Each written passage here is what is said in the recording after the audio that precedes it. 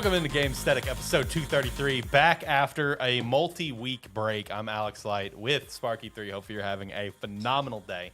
We have no Zach in here today, but from the sound of it, he will be back next week. I know he was also absent from some of the episodes before we went on this break, which we'll talk about the break here in a moment as well. But I do have John in here. John, buddy, how you doing? It's great to see you again. You know, you don't realize how used to like just talking for a couple hours every week is. True. And I haven't got to talk in a while. Well, brother, we got a lot to talk about today.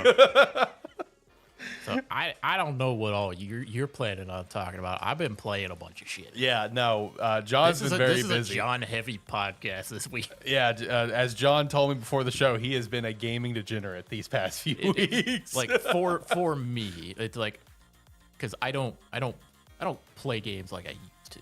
Right. It's like I don't sit down and just do it all day like I used to. Yeah. Man, have I been doing that lately. Right. No, I mean, hey, it's good to sit down and have times like that, you know, and just play a game. Because like I already told you, I already submitted yesterday. I'm good to go. I already got my next vacation planned here at the end of the month of November, and it's a gaming staycation, and I'm excited for it. I am excited just to sit around and play games. I'm so pumped. I'm really excited to hear what all you've been up to, because I know you've been doing a lot. We've got Digimon Time Stranger that came out right before we went on our break, which, you know, for context, the break, you know, it was one of those things. There was potentially going to be some episodes, but schedules didn't line up. I was going on vacation. I was on my honeymoon, so I was just very, very busy. But right when we went on break, Time Stranger came out, which if you listen to the show, you know me and John were really excited for this. So John's got a lot of hours into it. I only got to start playing this past Tuesday. I played Tuesday and Wednesday, and that's it so far. I've got like 15 hours, and that's it. And then Pokemon came out, which we'll talk about Pokemon today. He's got Raiders Playtest. God knows what else he's got going on. I also, like the last podcast that we did was right when Trails came out. Oh, true. Yeah, you finished that. At that point, I only had a couple hours in it. Yeah, true. So yeah, I finished that as well. Yeah, no, so got that to touch on. I will say a very light weekly wrap up. Anytime we go on breaks, I try to do like maybe at the end, you know, like shout outs of the break week stuff. I just decided, you know what, this is probably the longest break the show's ever been on. It's one where we can get back to it next week. Hey, light weekly wrap up. We'll touch on the Pokemon leaks that took place this week because that's kind of crazy. But yeah, no, it'll be a great time. If you're here, we appreciate you. Make sure to subscribe to the channel, be a friend, tell a friend. We'll make sure to shout out some merch and some Rogue Energy later on in the show. Join the Discord, be a friend, tell a friend. All right, let me turn down the music. So I think we'll kick things off with Pokemon Legends today. But I mean, just for starters, man, what all have you been up to? What all have you been doing? Man, it's been a lot. As I've said multiple times, like October. Like end of September and October was a big hitting time for me. I haven't even gotten to play everything that I've wanted to yet. I can get that. I've missed out on a few things that are on the back burner that I'll get to eventually. Right. The big hitters for me were Trails in the Sky first chapter. Mm-hmm. And then it's like I did that pretty much straight into Digimon. Right. And then a lot of Digimon time. But it's like been playing some other stuff here and there. I did check out. We talked about it on the last episode. I did need to get back to it. Actually, do plan on getting back to it. Look Outside. Shout out the horror game. Did actually start it. It is a creepy and kind of disturbing game. Love it. But it was interesting enough to where I want to go back to it. Yeah. No, I want to check it out. I still need to go back to No, I'm Not a Human, which we talked about last episode as well. We still only have the one run done. And, dude, literally right after that as well, got to go back to this. Silent Hill F, picked that up. Only played a couple hours. I need to go back to that, too. No, but I'm looking forward to hearing you go back to Look Outside. Yeah, no, it's on the list to get back to. But even coming, like, I got a busy time coming up still. Right. Because then I mean this weekend has been heavy Raiders Server Slam test. Fellowship just entered into early access. I haven't picked it up yet because in the early access or the open beta that they did a couple weeks ago, it was heavy server issues. Yeah, you told me. And then it seemed like when it came out, they've been dealing with heavy server issues. So I'm letting it cook a week or two before I fully jump into it. But I do fully plan on jumping into that at some point as well. Nice. And then hell, here in I think like 12 days or something, Tales Remaster comes out. Yeah, you got Tales Remaster. I've already got it pre-ordered. Yeah, here in just a few days, we have the first 2 chapters of Dispatch as well. Forgot about that too. Yeah, so I'm really excited for Dispatch, as we've talked about on the show, and we dedicated a whole segment to the demo. But man, with just me being so behind right now, like I told Christina, it's like I'm probably gonna wait until every chapter comes out in November, because it's every single week 2 episodes will come out. So I was like, I might wait till then, so that way I can try to focus on Digimon. And so my gaming plan right now, I'm all go on Digimon and Pokemon. Let's focus there. All right, I'm holding off on Ghost of Yote till I go on my staycation. That's when Ghost of Yote is about to take full force. Gonna fit some Silent Hill in there, so no, I'm not a human in Dispatch. That's all I'm gonna kind of get. That's my gaming plan right now. I don't know when I'm gonna get back to it. I still want to pick up the FF Tactics remaster. True. Yeah, I want to get that too. I still want to go back and pick that up because I never played that, and I've only heard good things about it. Right. Yeah, no, a lot going on right now in the world of gaming. That's for sure. I will quickly give my update on Trails, because I can be fairly short on Trails in the Sky first chapter. Because when we talked about it previously, I was maybe 5-6 hours in. I was like pretty much getting towards the end of the prologue. Right. And man, that Trails is a series I've talked about many times. Of like, I want to jump into it, but I was waiting. Yeah, I was waiting for the right waiting moment. for this, because like when I decided I wanted to start jumping into it is when this got announced. And man, I'm so excited. It was so good. It is. I'm so glad that this this remake came out, and I got to play it.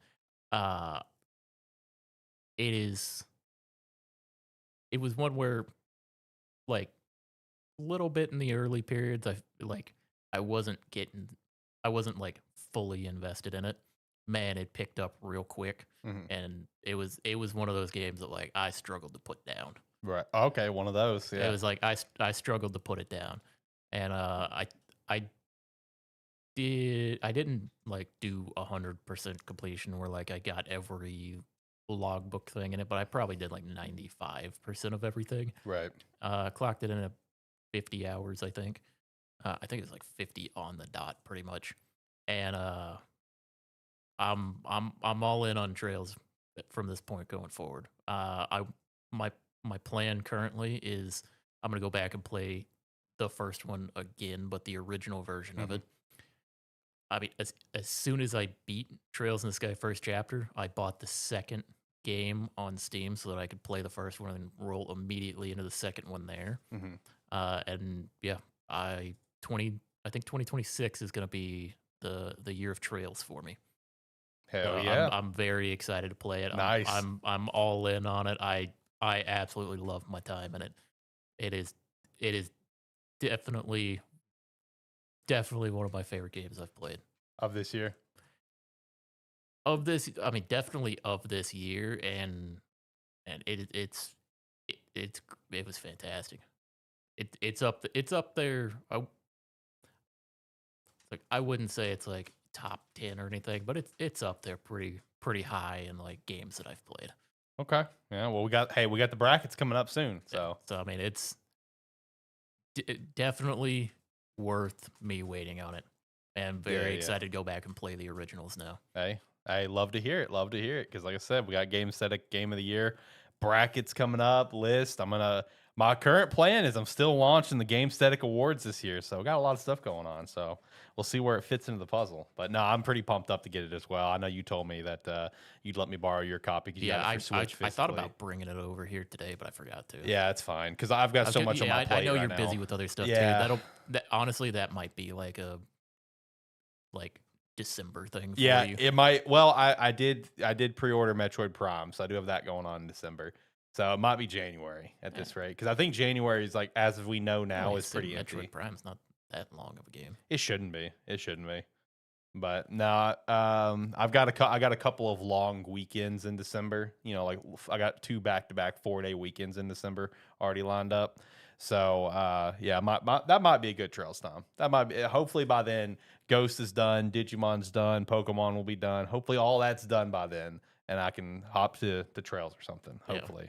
Yeah. No, it was a very enjoyable time, and yeah, I think you would love it. Yeah, no, I'm so excited to play it, man. I'm so excited for it.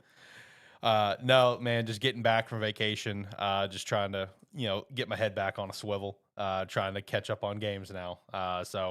I did want to talk briefly about the trip. Mostly it's for the sake of it's a gaming show. I wanted to talk about Super Nintendo World because I did go to Epic Universe in Orlando. We went to Epic twice. I will say I am planning to do a standalone video on my thoughts on Epic Universe because I really just want to talk about it.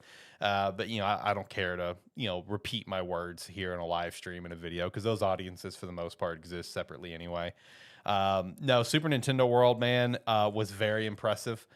For me personally, it was my favorite portal because that's what they're called over there for Epic Universe. It was my favorite portal of the 4 universes they have, which is Super Nintendo World, Isle of Berk, the Ministry, and Dark Universe. It was my favorite. But I will say up front for my gaming fans listening that maybe want to go or they're hoping to go or they're already going or maybe they already went.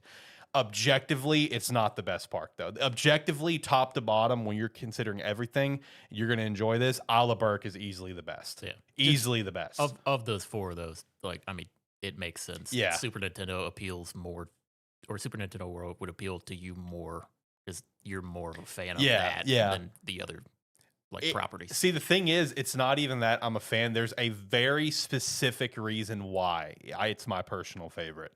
Because like overall, I had more fun at Isle of Berk. Like the roller coaster over there, Hiccup's Wing Gliders. In the 2 days that we went, me and Christina rode that thing 6 times. Like that coaster is so much fun. And the food over at Isle of Berk is incredible too. Like those mac and cheese cones that have gone viral, those things are awesome. But the reason why Super Nintendo World was my favorite, even though there was some, I'll up front say it, very lackluster things about Super Nintendo World. The thing that was awesome is you truly felt like you were going into a different world because the whole concept of Epic Universe, for anyone that hasn't looked into it, are portals. You go to these portals entering these worlds, right? You can tell where the money went. The money went to Nintendo. You can tell because like the other 3, it's just their big, super nice decorated arch with LED screens with colors representing the world. It's got the huge tower that will represent the world. It's super cool, looks cool. You just walk through the arch and you're in the world, right? For Super Nintendo World, its arch leads to an escalator, which is through a warp pipe. You're going through a Mario warp pipe into Super Nintendo World, and then on top of that, Donkey Kong Country and the Mario Land, they are enclosed with very large walls. So when you're in Super Nintendo World, you feel like you're really separated from the rest of the park. The only other time you're going to be able to see the rest of the park is like when you're riding the Minecart Madness, the Donkey Kong coaster. You obviously, when you reach the high point, you can look over and you can see the rest of the park. Maybe if I only did the Yoshi's thing once, I think maybe at Yoshi's you could see a little bit, but I don't think so. I think it's just Donkey Kong. Meanwhile, every other universe you're in, you can at some point easily see the park around you, right? Mario just felt like it was super immersive, where you truly felt like you were going into another world, and that's why it's still my favorite. Because like objectively speaking, like I think Isle of Berk is overall the best because Hiccups is incredible. The little wing gliders ride, it's short, it's a kind of a kids ride thing, but it's a lot of fun. They have a water ride that looked fun. We didn't end up doing it. The show at the Isle of Berk. Normally, for anyone that goes to theme parks, you know what I'm talking about. Normally, shows are just a chance for you to go sit down, get some AC, and take a break, right? They're always fine. Obviously, kudos to the live stage actors. They're always fine, but that's all they ever are for me. Is just fine. The Untrainable Dragon, the show there was unbelievable. Like to the point where it's like next time I go, it's a must see. Like it's not like, oh, I'm tired, let's go check it out. No, it's like, no, it starts at this time, we need to go. Like it was that good. With Mario and Nintendo, man, like Toadstool Cafe, you're paying for the gimmick. it's very standard 7 out of 10 food. Like we had like the Mario burger, the Luigi chicken sandwich which that chicken sandwich was dry as fuck. Like up front, I'll go ahead and say it, dry as hell. All three of the desserts, they were all fine. You're paying for the gimmick. That's what which is fun and whatever. Mario Kart up front sucks. I'll go ahead and say it. For anyone who's excited, I'm going to go ahead and shatter your dreams. The ride sucks. That ride is terrible. That ride is so bad. It is so ungodly slow.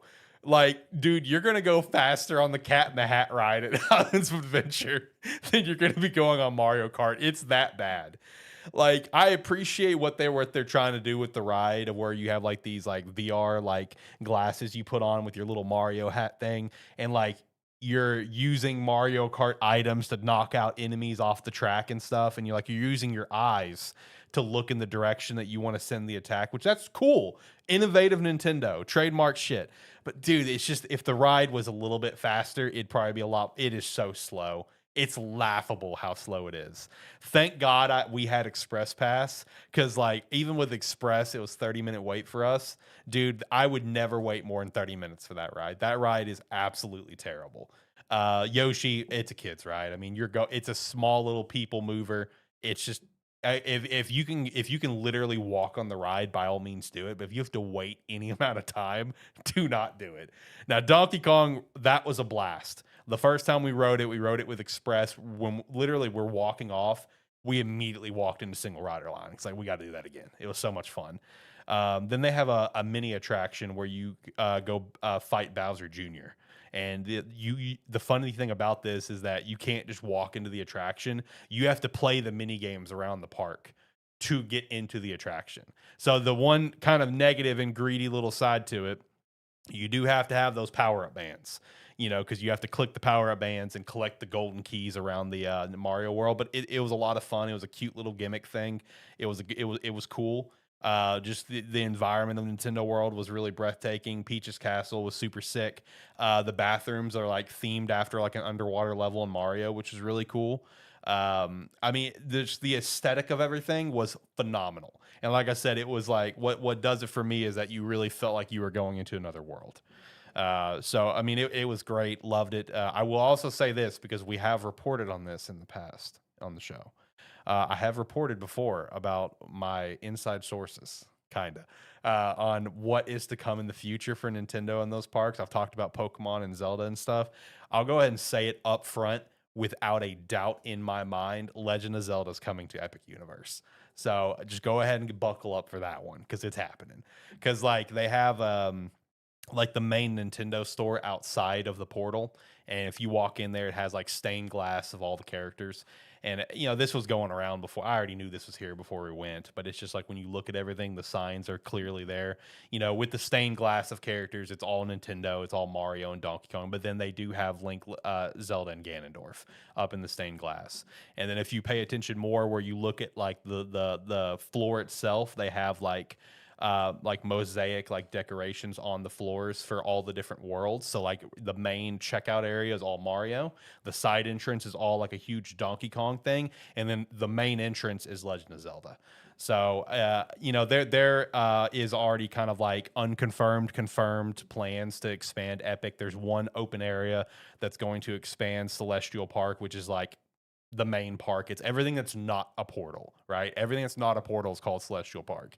And then there was another section between Nintendo and Dark Universe that is going to be expanded. It's going to be Zelda. It's going to be Legend of Zelda. It's going to be at Epic. I mean, there's a section in Donkey Kong Country that you could easily cut out and just make it a Zelda portal. And then also, to my excitement, I'm pretty sure it's going to probably be Twilight Princess themed, because the three stained characters were the Twilight Princess models of the characters. And then also, just think about it. It just makes so much sense. Make it Castle Town. That's all you got to do. Twilight Princess has like the most in-depth Castle Town. The next one will be Ocarina of Time, as you know. I mean, you could do a circus attraction. You could go to like Agatha's house, whatever, which is like the bug theme. You could do Thelma's Bar as your restaurant in the area. You could do a Hyrule Castle themed dark ride. I mean, like it's clear as day. It's gonna be Castle Town. There's that store that you helped to build up in Twilight Princess. That can be the store that you go buy merch from. No, I mean it was cool, and really excited for the future expansions of it. I also wanted to share that, you know, in any time we do a trip, we always make sure to hit up some retro game stores. Big shout out to Cybertron Video Games down in Orlando, Florida. If anyone's in the area and never been, definitely check it out. It is on like the eastern side of Orlando. All three of them are like the northeastern side of Orlando. Definitely check them out. They always have great stock every time we've been. So we both went down there with some chase items. Christina did find one of hers. We got the Legend of Zelda Hylian Shield 3DS, $500. Costed a pretty damn penny. The same store we went to also had a sealed version of it for $1,000. They had a few other things. One for me that broke my heart a little bit is they had one of my chase items I've been looking for a while is the Spider-Man PS4 Pro. Unfortunately, did not have the controller, and it looked like shit. It was super scratched up, which me and her kept complaining, and I'm curious your thoughts on this too. I don't understand how people can let that happen to a console. You know what I mean? Like how can you let that happen? I don't get it. Most people, I would say probably most people, they're just buying the console. Yeah. They're just buying the console. They see that they're like, oh, there it is. Yeah, they show up and they're like, oh, well, I was going to get the normal black one, but I guess this one has Spider-Man theme on it, so I'll get that one instead. Right. It's like, it's one where in hindsight, it's like, yeah, probably shouldn't have let all that damage happen to it. But it's also one where most people aren't too concerned about it. Right. It's one of those where I feel like in that space, we're the weird ones. We're the ones. Okay, that's fair. That's fair. We're the ones that want to buy it and put it on a shelf. Yeah, and decorate it and cherish it. Yeah, no, that's fair. That's fair. No, there was one other thing that I since it was there, I probably should have picked it up. They did have the Sword and Shield Switch Lite. Always wanted that one. Had the chance to buy it when it was brand new. Never bought it. Would like to have it. They did have it. I obviously didn't get it. But no, overall, great selection of stuff down there at Cybertron. Definitely recommend anyone that's going down there to check them out, as well as if you're in the area and you haven't heard of them, which is very possible, by the way. Very possible. It's a big city. A lot of things that's very spread out. A lot of things to do. Very possible you could be in the area and you haven't heard of them. Definitely go check out Cybertron. They pretty sweet store. Oh, I did realize I did forget to mention to you because I picked up. This is just a little side note. I picked up an 8-bit controller. Oh yeah. They had a Black Myth Wukong edition that was out, and I picked that up. How is it? That's what I wanted to tell you. Dude, it's fucking great. Really? Okay, man. I've heard great things about 8-bits. It's super great, super comfortable, works flawlessly. Nice.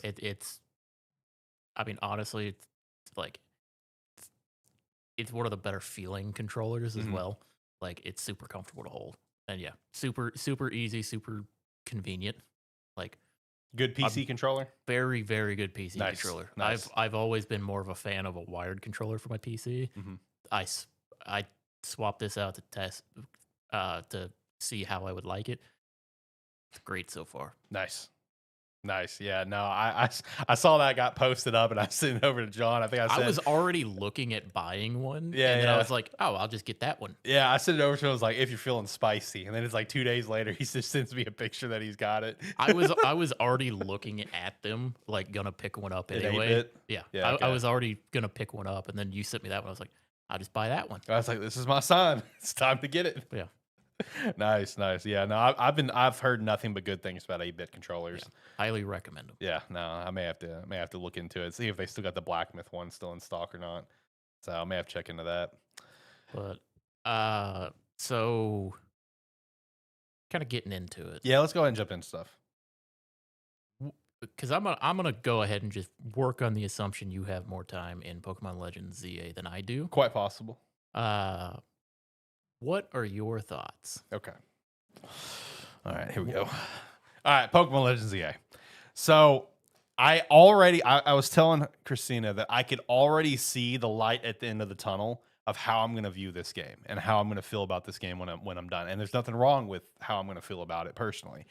Is that and it makes sense because it's a Legends game, is that I feel like with how the game is set up, I'm probably going to feel the exact same way that I felt about Legends Arceus.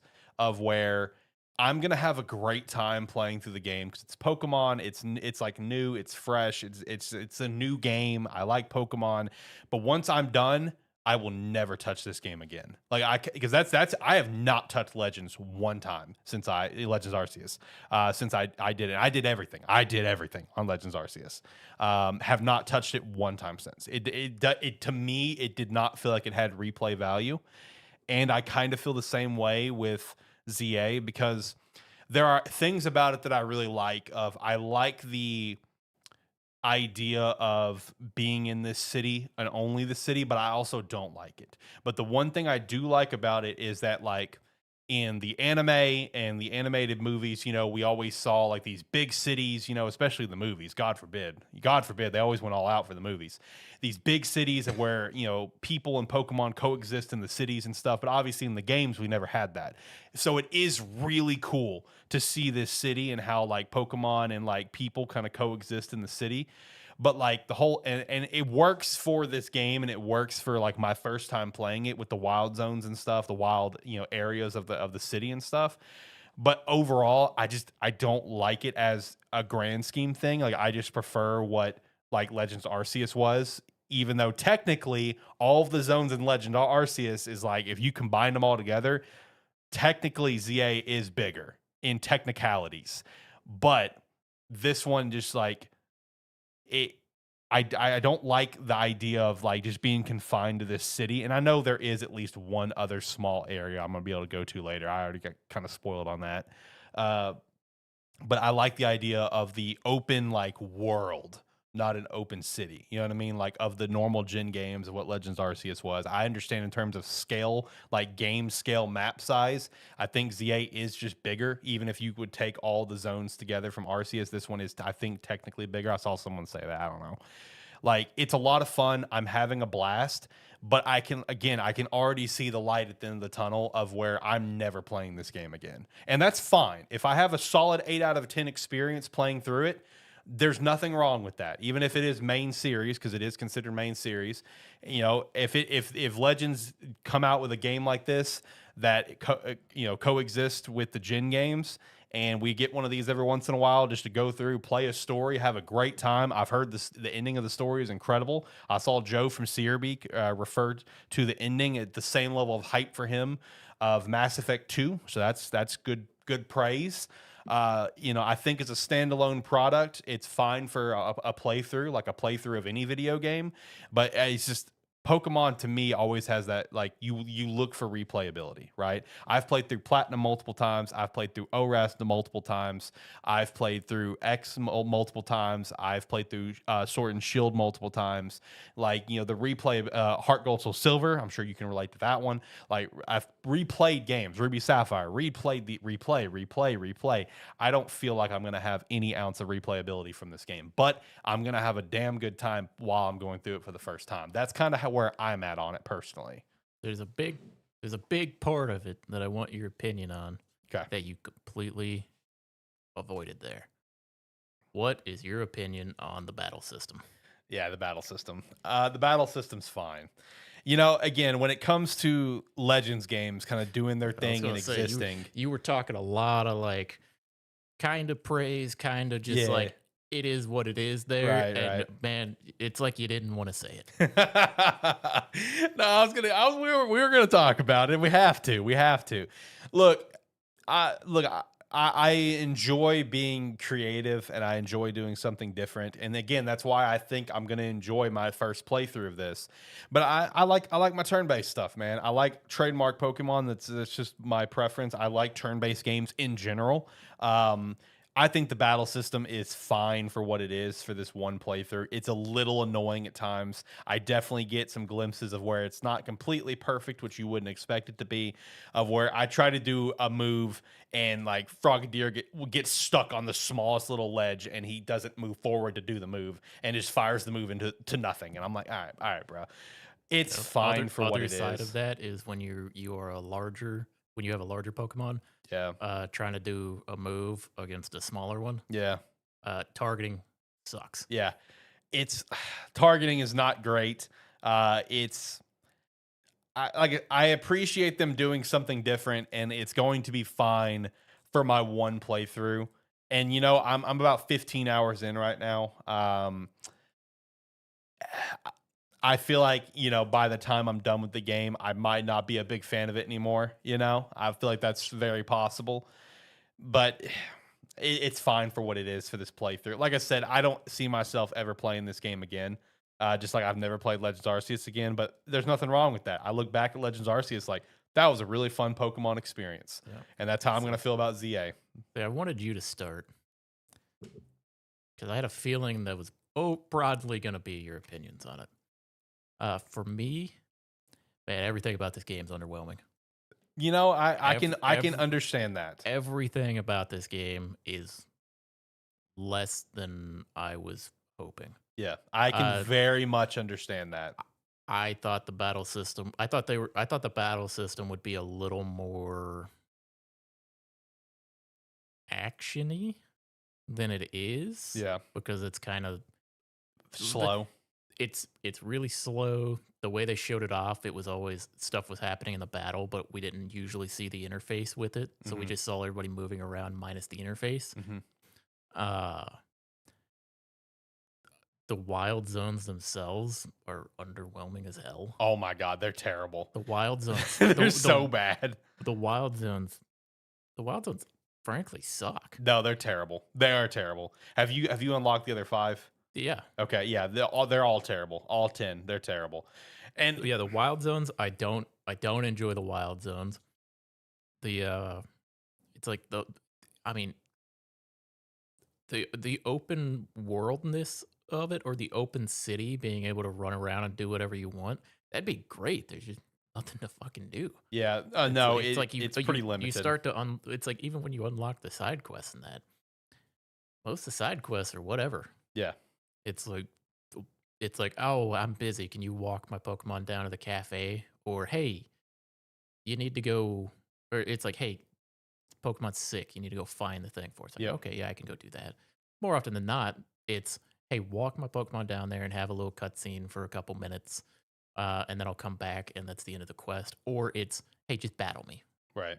It's like, okay, well, this was unnecessary. Yep. Walking around and just seeing Pokemon in the city is kind of cool. I will say as well, I'm not a big fan of they have all the scaffolding around with all the colorful screws that you have to get. I know. Not a huge fan of that. I agree. And I didn't know what you did with them for a while. Found the guy that you trade for them, that you trade with him. It's just an annoying system, frankly. Yep. Because what do you do with it's like you trade the colorful screws to get more XP, more XP for battles, more gold for battles. Yep. More there's a take less your character takes less damage for getting hit. It's like, okay, well, just added a mechanic of annoyance, basically. And it's like it's also a game not made for platforming. And you're making me platform. Yep. But yeah, so far I'm finding enjoyment while playing the game just by running around and kind of doing stuff. I'm like 8-ish hours in. I've got the 10 zones unlocked. I'm not very far in the story because I've been trying to do side quests. And when I unlock the wild zones, I'm trying to catch everything that's available in them. Yep. Before I go and do anything else. And then trying to just wander around and find Pokemon. It's like, so far, the most fun thing I've had happen in the game was I was just wandering around at a low level, walked down an alleyway, and had a bunch, like, found the Scraggy gang. Yeah, I found that too. They beat the shit out of me. And it's like, that's been the most interesting thing that I've done so far. Yeah. In like close to 9 hours of playing the game. Yeah. It's like, yeah, I can find enjoyment in it because it's a Pokemon game. I can generally find some sort of enjoyment out of it. Exactly. That's been me. But it's different because it's like Scarlet and Violet. All the problems they had aside, it was the most enjoyable Pokemon experience I had in a long time. And it's like, and I said, it's probably up there as my favorite generation based off that first playthrough Great gen. of I won't hear anything otherwise from people. playing it. It's like if you took the technical like the technical aspects out of it and all the problems with that were just technical problems, and now with the Switch 2, you play it and everything runs great. Great game. Yep. It's a lot of fun to play. But man, we go from that and now we're playing this. It's like this game had some potential. And like battle system aside, because I don't particularly enjoy the battle system. It's fine for what it is. It gets me by. At this point, the battle system for me is just, man, I hope I one shot everything because this is annoying. I can understand that. Trust me. And your complaints with like, you know, how the game is underwhelming, that's where I'm really at of I can already see the light at the end of the tunnel that this is a one and done for me. Because like the wild areas that I mean, they're the only saving grace that I had is what I talked about of like the one really cool and fascinating thing about the game is having that feeling of seeing, okay, this is what it would actually look like in a game of if Pokemon and people coexisted together in an area. Because obviously we've never had that in the games. We've seen it in the anime and the animated movies, and that's it. So like that's been my one thing I keep trying to repeat to myself. It's like, okay, well, this is at least a cool way to view the world of Pokemon, but thank God it's a one-off. That's thank God this is a one-off. Because like if this was the normal of the future, GG's. But like I'm fine with a one-off like this because it's cool, it's different, it's cool for what it is being different. But it's definitely not cool if it was going to stick around. I don't want this sort of idea to stick around. I would rather see. He's got a mic problem. Yeah. You go for a minute. Yeah. No, like the wild areas are truly like underwhelming. Like when I first got into them and I'm kind of going through them and I'm seeing the size of it, it's just like, wow, this is crap. And I finally, and you know, once I got all 10 and I'm going through and getting all the Pokemon, that's when I was just like, all right, I know everything's supposed to take place in Lumio City. Like I get we're not leaving the city. Is there somewhere else that I can go? And there is, but I looked at it, I'm like, this is still not like I'm underwhelmed as hell by this. Like the only place you're gonna be able to go is the sewers. And I'm like, okay, I guess. It's like even then, it's like you run around the city, but it's like running around the city, it's cool once. Yeah. I don't run around the city anymore. I've ran around the city. I was unlocking all the fast travel points. So now whenever I have to go somewhere, it's like unless the game makes me walk somewhere, I'm like I'm teleporting to the closest place to it and running directly there and interacting with whoever I need to interact with, and then I'm teleporting to where I need to go next. Because it's the idea is to walk around the city and see the interactions, but you walk around the city and it's mostly static NPCs that have a dialogue that pops up over their head that's the same every time. Yep. And it is cool to like. I mean, it's cool when you walk around and see it the first time, but then it's like you realize, okay, well, that's just the guy standing next to the same Pokemon he's going to be standing next to the entire time I play this game. Yep. So it is what it is. And it's Agreed. one where, man, I've never played a Pokemon game before either, where they just give you so many Pokemon. Oh, I know, right? It's like within a couple hours of playing the game, I had all the Kalos starters. I was given one of the Kanto. It's like I was given one of the Kanto starters. I just did a side quest. I've got a Riolu now. It's like everywhere you go, people just hand you their Pokemon. Yep. Or it's like you interact with somebody and they're like, oh, you it's like you help me here, have this Pokemon. It's like, yep. I've been it's like I've been given as many Pokemon as you have in the wild zones. It's like, come on. Yep. And you know, also with just like the city itself and just like feeling kind of underwhelming, I think a lot of it also goes into where there was clear development issues because this was obviously a Switch 1 and a Switch 2 game. Because like I know a lot of people are harping on it quite a bit, and for the most part, I can look past it because it's like I mean, it's just kind of a cherry on top thing. But I don't know. The more and more I'm getting into it, I can't stop looking at the wallpaper buildings. Have you noticed that too? Like, it's egregious. Like, I'm just like, God, normally I can look past stuff like this, but it's like this is a little ridiculous. There's like I nothing in this city. I haven't paid too much attention to it because I realized very quickly that yeah, it's a big open city that you can run around in. Yeah, like ten places you can go inside. Yep. So it's like I realized that very quickly because like within an hour of starting the game, like you kind of told it's like, okay, we'll go here to progress. You can run around the whole damn city if you want to at that point. Yep.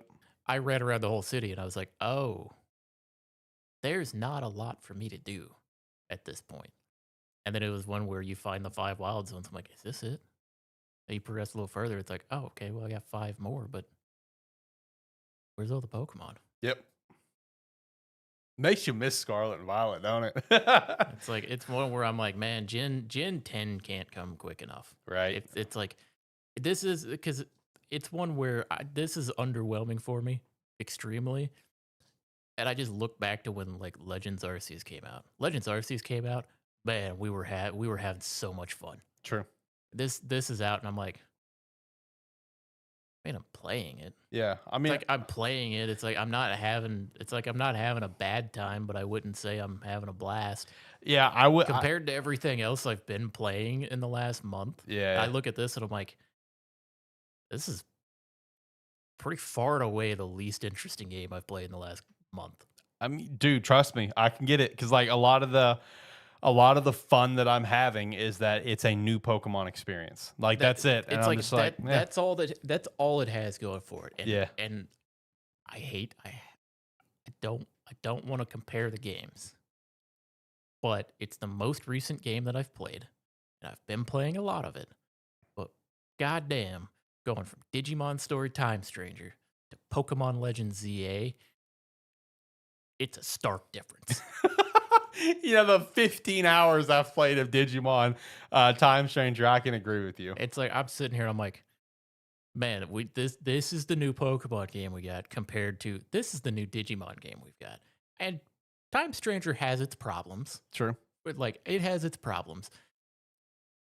But they ain't nothing like this. Maybe Legends will grab me as I continue to play it. It's Yeah. not gonna be a game where I'm like chomping at the bits to continue playing it and finish it. It's like I'll play it in bits here and there, but it's not going to the like I played like 8-9 hours of it Mm-hmm. to have a little bit to talk about with it. This will be one that I play for a few hours here and there. I'm not focusing on sitting down and like just maining this game until I finish it. Mm-hmm. This is just going to be like a background game for me that I play over time because yeah, maybe by the end of it something will grab me and make me want to play it more. Mm-hmm. But it hasn't happened yet, and I would assume 8 hours into a game that should happen. Right. Also, what rank are you in that ZA Royale thing? I'm wondering if you got to the The B maybe. Okay, so have you met? So you reached the point where you have to battle Vinny, right? X W B. I think I'm at V. Okay, yeah. I've So only done a few ranks. I've mostly been running around throughout the nights, like in the wild zones, right. and like running around the city to see if there's to try to find where all the Pokemon are. Yeah. So I'll go ahead and spoil something for you and for anyone listening because it's very early in the game. I mean, it is, and it's being talked about pretty heavy, so you're probably going to come across it regardless. But like one of the big like marketing things for the game is this whole ZA Royale, right? Fucking sucks. Yeah, no, Pokemon just has you skip the entire thing basically. I assumed it would because it would take too goddamn long. Yeah, correct. So if you're at V, the next promotion you're gonna get is you're gonna go from V to F. I assume so because every person I've talked to has told me. Because I'm looking at it, I'm like, all my Pokemon are like around level 30. Yeah, yeah. The only way that this would continue at a reasonable pace would be if we skip all the letters. Plus, everybody in the city is telling me, "Oh, you're around. You'd be good enough for G rank right now." Right. Like, Well, yeah, you're not. If that's the case, they're not gonna sit here and make me battle through 20 goddamn letters. Yeah, no, that has people very back and forth on it, where it's just like, okay, so you create a core idea of the game that's so boring you make us skip it, but then there's also the people like what you're saying of it's boring and it would be boring to do this 26 times. Well, Skipping it was the right play. Because it's like when I show up to a battle zone, when I actually do it, I show up to a battle zone and I walk around and all I do is I run around and I collect 3 cards that I can do in one attack. And then I walk up and I one shot whoever I'm battling, I one shot all their Pokemon and I gain as many points as I can per battle so I can be there the least amount of time. Mm-hmm. And then as soon as I get enough points, I leave and I go back to trying to explore and find where the Pokemon are supposed to be. Yep. Because, man, for a city that's supposed to be full of Pokemon, fucking hard to find. Yep. It's hard to find new ones. Yeah, that's been my struggle recently. And then I also come to find out how you get the shiny charm is not even completing the dex. No, it's completing the Mabel's research. The research which is, notes. I saw that immediately. Yeah, I didn't see it. I didn't scroll all the way down. I didn't care. Shit's super easy to do. It is. Way, too. Yeah, I'm halfway there. I'm at 25. I was gonna say I'm like I probably have 6 or 7 hours less than you do in the game. I'm at 22. Yeah, I'm at 25, so it's not hard.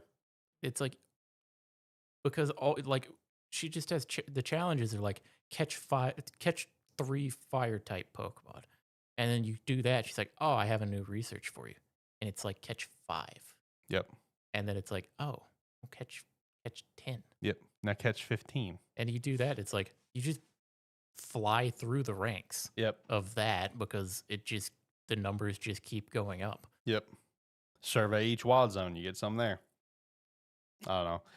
Like, to put it in perspective for anyone listening that have not played the game, the by far most interesting part of the game to me when I went to the museum. I thought the museum was so cool. To really put it in perspective on like how underwhelming the game is. The most interesting part to me was the museum. Walking in the museum and doing the little side quest. Yeah. Where you have to find like the 12. Yeah. Whatever the hell they're called. Yeah, that are just Scupaw. Yeah. That are just, scattered around in funny little spots. It's like, you're right. That's the best part of the game. No, like I enjoyed every bit of that. I enjoyed the obviously all of the Hisuiya stuff. Like that's where I was just like when I walked into that room, I was like, "Oh, this is so cool!" And I had a great time in the museum. Brother. Yeah. That was probably the highlight of the game so far for me was the museum. Yeah, they're trying to make it. It's like they keep making me talk to the other members of the team to try to make me care about them. I don't give a shit. Yeah. They want me to do the ZA Royale. I'm just doing it because the game's making me. Right. It's like I hit points where it's like to progress you have to do this. And I'm like, I'm gonna keep going through the night doing my own thing until I realize that I have to do it, even though I know I have to do it. Right. I don't enjoy the battling. The thing is too, the battle system as a first iteration is fine. Yep. If they take this battle system and make it because it looks like they're trying to do a hybrid turn-based combat action system, can be cool. If in the next Legends game or in Gen 10, if we have a battle system that is an iteration of this that is more interesting, I'm there for it. Right. This version of it is lackluster. It is just fine. Yeah. It is. Like I said, it gets the job done. It is there. It is at times arguably the battles arguably could be faster than the traditional turn-based combat system, which is fine. I don't mind that. But if they're gonna try to do something similar to this in the future, they're gonna have to make it significantly better. I agree 1000%. Something else I want to get your thoughts on, because obviously this has been a talking point for a while, at least this game, the last Legends, Gen 9, Gen 8, It's been a pretty notable talking point. But this game, I feel like it's really coming out, and I can really, really agree. What is your thoughts on them still not doing any form of voice acting? Because like for me with Pokemon, I don't really give a shit. I don't. But the way some of these cutscenes are designed, oh boy, it feels like there should have been voice acting for at least certain cutscenes. You know what I mean? Like it's fine if you want to do, you know how games have certain things that are cut voiced and a lot of things just, oh, they'll make a noise and you read. Like that's totally cool. But man, there are some scenes where it's just like, I feel like this should have been voiced.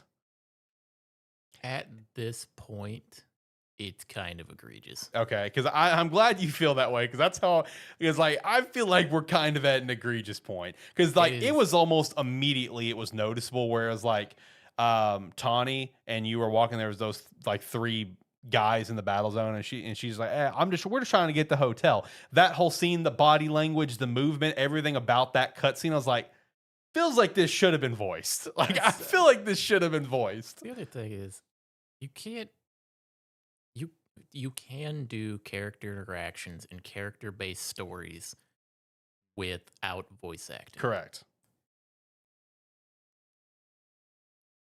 Pokemon doesn't know how. They're trying to do a character motivated story here. It's not working because I don't care. It's like if you want to do character motivated stories, it helps if you do voice acting. And the fact that it's one of those things. Pokemon is like the most profitable IP in the world. How do we not have voice acting yet? How do we not have voice acting? How do we have How do we have how have we been waiting on this game for a couple years now, and we have a big empty city? Yep. That has a dozen buildings that we can enter. Yeah. So like with all the Pokemon leak that we'll go over here in a bit, there was some like prices of games, like of game development and stuff, and a lot of things like the entire Scarlet and Violet DLC apparently cost more than all of Legends Arceus, which was also because of a bug. But it cost more than that. So like the prices that were coming out. So like as you know, we've talked about this before. AAA games have reached unbelievable heights, like Spider-Man costing 280 mil or like 400 mil or something crazy. Apparently, all these Pokemon games, like Pokemon keeps them around like 3 to 4 mil or something like that, like something ridiculous. And it's just like, you can't bump this up to like a $10 million budget and like maybe get voice acting, better models, better, the game runs better. We can't bump the budget up a little bit. You're the most profitable IP in the world, and you spent $2 million on a game. Yeah, it's like that's egregious. It's one where it depends on the way that you're trying to tell the story. Sure. Like Legends Arceus, that is a game that without voice acting makes sense. It works. It's not necessarily a serious story. It's more of a goofy, like, series of happenstances that occur in that game. It's basically an isekai. Let's be honest. This game is trying to have you meet characters, learn about them, learn their histories, and work together with them to achieve a goal. I don't know why the player character would give a shit. It's like you fell in. It's like you showed up into a city you got drug around by somebody who pulled you into a battle zone at night, and since they managed to get you out of it, now you're trying to pay them back. Yep. Why? Yeah, and it's like you get asked by, I think, Naveen or whatever, I don't remember.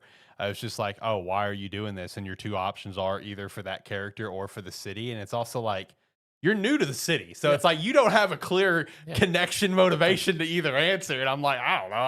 I'm here. I'm doing it because I'm being told to by the game. Yeah. But yeah, it's one where overall, Pokemon Legends EA, fine. Yeah. Like I said, I already see the light at the end of the tunnel. I'm going to have fun while playing it because it's a new Pokemon game. I will never touch this game again. That's what it's going to be for me up front, because that's just what it is. Yeah. Unfortunately, this game is kind of shining a spot on the fact that Pokemon non-mainline games, like non-new generation games, shouldn't be taken as seriously, or you shouldn't expect as much, which is unfortunate, because that just means that we're kind of settling for the quality that we have with this game. which, like we said, if you're a Pokemon fan, you're gonna find enjoyment out of the game. If you're not a Pokemon fan and you're looking to jump into it, you'll probably have fun for a couple hours and then decide you don't want to play the game anymore. Quite possible. So it's one where the game is fine, but I don't like where it's leaving non-mainline Pokemon games. Because yeah, you could say this is technically categorized as a mainline Pokemon In game. Pokemon's eyes, yeah. It is considered a mainline Pokemon game, but when the general Pokemon fandom talks about mainline games, we're talking about Gen 1, Gen 2, Gen 3. Yeah. And we would consider the next mainline Pokemon game Gen 10. Correct. Which means the next It's just how our brain is yeah, wired. the next Legends game, the next offshoot game, Yeah. whatever it is, we're gonna have to have lower expectations for it to be able to get as much enjoyment out of it. Correct. Yeah. No. Potential hot take for people. I don't know, because like again, it is categorized as a mainline game. I view both Legends games in the same realm of how I view Pokemon Coliseum and XD Gala Darkness. Fine standalone games. Yeah, Great time. You'll have fun. You'll have fun playing the game. Well, I categorize all of those games in the same way that I would say, like, Let's Go Pikachu and Eevee were. Yeah, true. They are Pokemon games, but they are not the main. They are not why I'm a Pokemon fan. Yeah, it's the trademark generation games, turn-based combat, et cetera, et cetera. Not the gimmicky stuff. While you enjoy it on occasion, it's not the main thing you're here for. Yeah. Yep. Nothing wrong with that. Yeah. There's nothing wrong with that. But yeah, it's one where we'll see if my opinion changes when I finally just manage to beat the game. But it's one where, for right now, it's fine. Yeah. No, it's fine and it will be fine. That's it. Let me shout out some merch and we'll talk about the better game that came out this month. Let's shout out Sparky3shop.com. Go pick up some merch. Go pick up one of our hats or one of our shirts or the hoodie we got over there. We are approaching, fall and winter, so good time to grab the hoodie. Head over there and pick up the 10 out of 10 is a good game shirt. Do better, unprofessional, or any of the little avatar heads we've got, as well as the bee. And we'd appreciate that support. Thank you so much.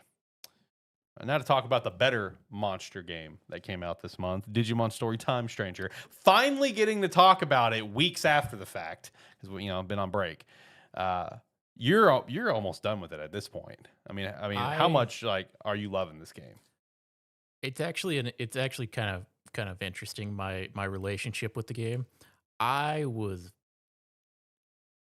When I started the game, I was very high on it.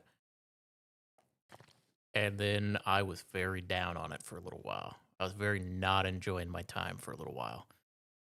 So I'm still at the point where I'm loving it. Well, I haven't got hit hard yet. At the point that you're at, I was already kind of in a down state. Okay, because I'm still having fun at the moment. I don't know what it was. I was kind of down on it for a little while. But then it's like it hit another point. Like this all happened within like maybe a 10-hour stretch where like I was super high on the game, then I was real down on the game, and I was back up high, and I've been high ever since. Okay. Well, until now, because now I'm grinding, and grinding is a whole different thing in the game. Yeah. But no, the game overall is great.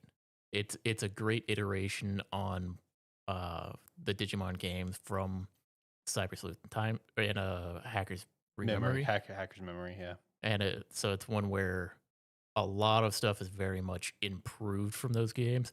Couple back steps, but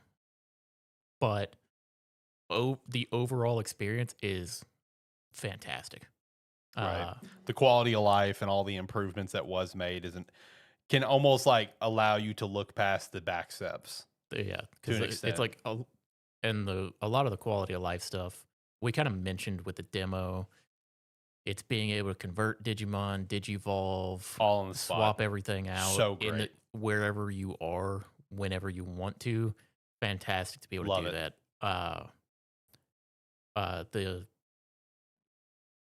The farm is improved as well. I don't know if you've interacted with the farm much. I've had to get some training done recently. In the old games, or in the old games like Cyber Sleuth and that, farms were weird because you had like 5 farms, and you could only put like I think like 8 or 10 on each farm, and then you just had to cycle between the farms depending on what you wanted to do. In Time Stranger, it's all one farm, but they can store up to 30 Digimon, and there's a whole like decoration part of the farm that you can do if you want to.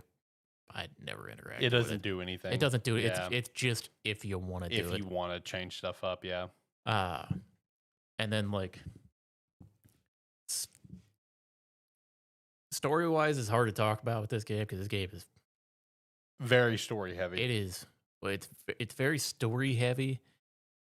And I mean, it's not spoilers. We all knew this going into it. This is a fucking timey-wimey game. Yep. And man, it is definitely a time travel game. Yep. Right out of the gate. It is a time travel game. It's one where it makes it feel a bit awkward at times. Because you do, maybe slight spoiler, you do revisit a lot of pretty much every location just at different points in time. Mm-hmm.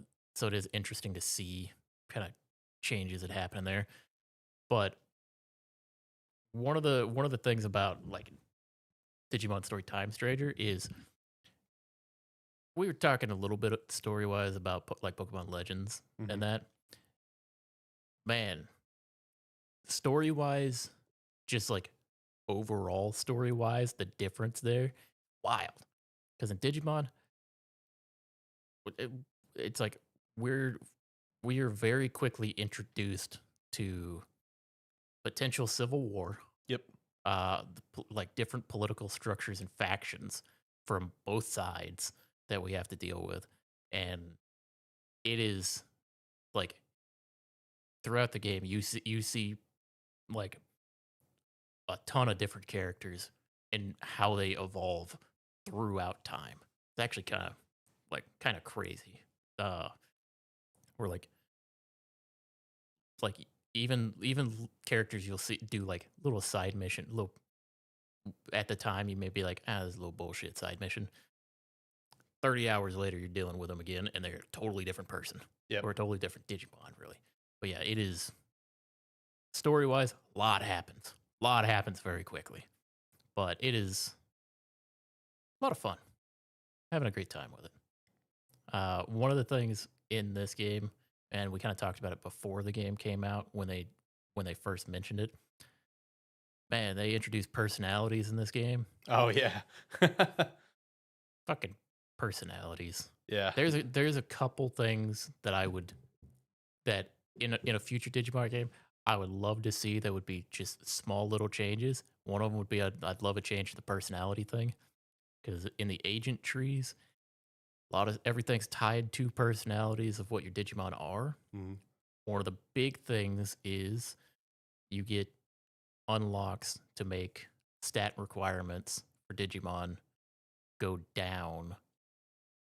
Or you have to have less stats to be able to digivolve to higher forms. Yeah, like if you got to have, let's say, 600 attack, for example. You can, for each set of personalities, because there's 4 sets of them for 16 personalities, you can get it down to 20. You only need 20% of the stat requirements. But that's 20% stat requirements if your Digimon matches the personality that it's digivolving to. What I would like to see in the future is just be an across the board thing. So it's like when you get those, if you were able to unlock that, it would just be 80% reduced stat requirements across the board, so you didn't have to worry about the personality thing. Personality thing would be great to be tied to their ability like it is right now, but not have the personality tied to the stats. That would be great. But that's like a minor thing with me right now. That's just an annoying thing when you're trying to get everything like in the end game where you're trying to set everything up exactly how you want it to be. It's a little tedious, but it's one where playing through the game, playing through the story up until I got to that point, it wasn't an issue. But now it's just one where as I'm going through and trying to finalize my team to finish out the game, I'm looking at it, I'm like, damn it, I guess I got to go to the farm real quick and change my personality. Right. But yeah.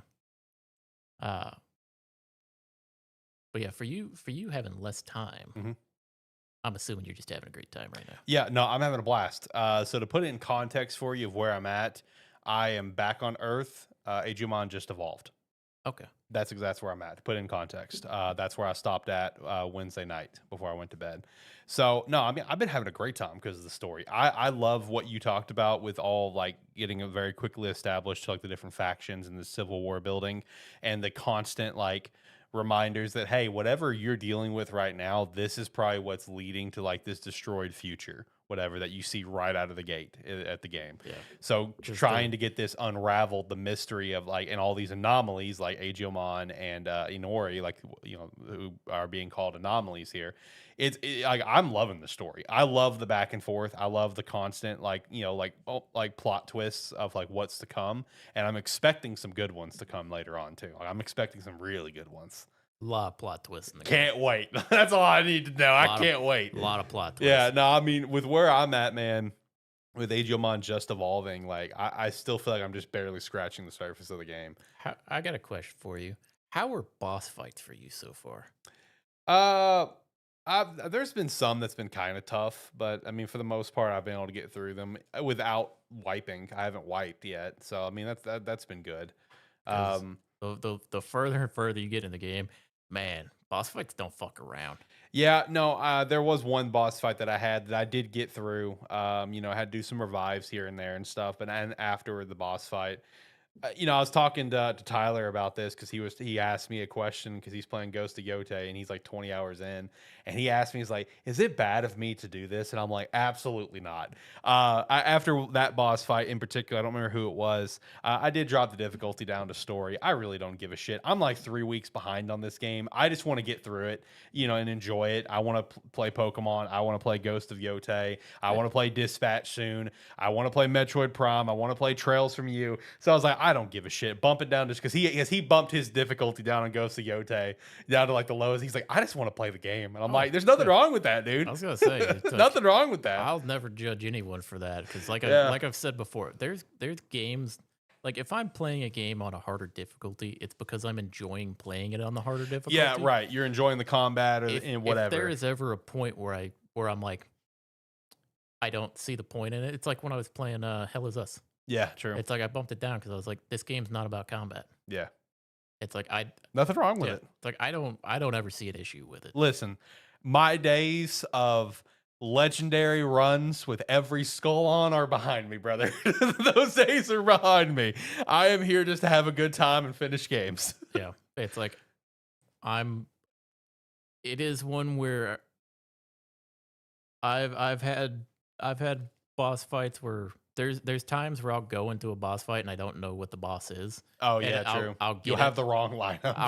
I'll get into the fight, see what it is, and I'll just hold that RB to give up, and I will reload right back to my autosave right before the fight, and then I will reconfigure my team. Yep. And I will go back in. Yeah, no, I've got stuck in that situation a couple times where I get in here and I'm like, what is this dude?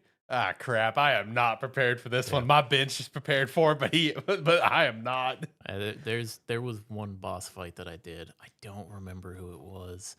Man, I was telling you about this. It was a 45-minute long fight. Giving you the business because I went into the fight the first time, started getting absolutely bodied because I was like, I didn't know who I was going to be fighting. Right. Or I didn't know this was going to be a fight. And so I went back to it, and I spent like 10 minutes looking through my entire box, because I have my main my main three plus my reserve. They're usually just who I like running around with. True. But then I always keep my boxes like updated with like as high. That's part of what I've spent so much time on is like keeping my box full of a bunch of different ultimates at the time, or now megas and mega pluses and everything. So I'm like, I have everything ready to go pretty much. So it's like they may not be leveled up, but a lot of times I don't need them to be leveled up. Or it's like I can get through it without them being leveled up. I don't. It's like I'm here. I'm gonna try to just force my way through it. Right. So I went into one fight against. It was like right when I got megas, but I didn't have a bunch of good megas yet. So it's like I showed up to a boss fight and I looked at it and I went,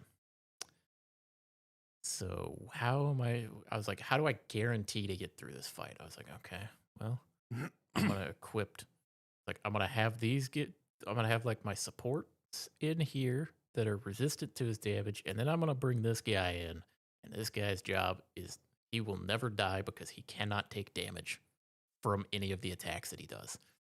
So it's gonna be a long fight, but I'm guaranteed to win. We'll get through And it. it's like that's been my strategy for the most part in some of these later fights. Is just I'll outlast you. It's like I haven't taken the time to I'm now trying to.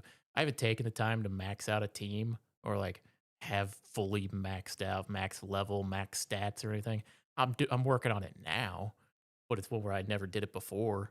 So it's like a lot of my fights were really long Yeah. and some of them really difficult, and then some of them it was just I'm guaranteed to win because you cannot deal any damage to me. So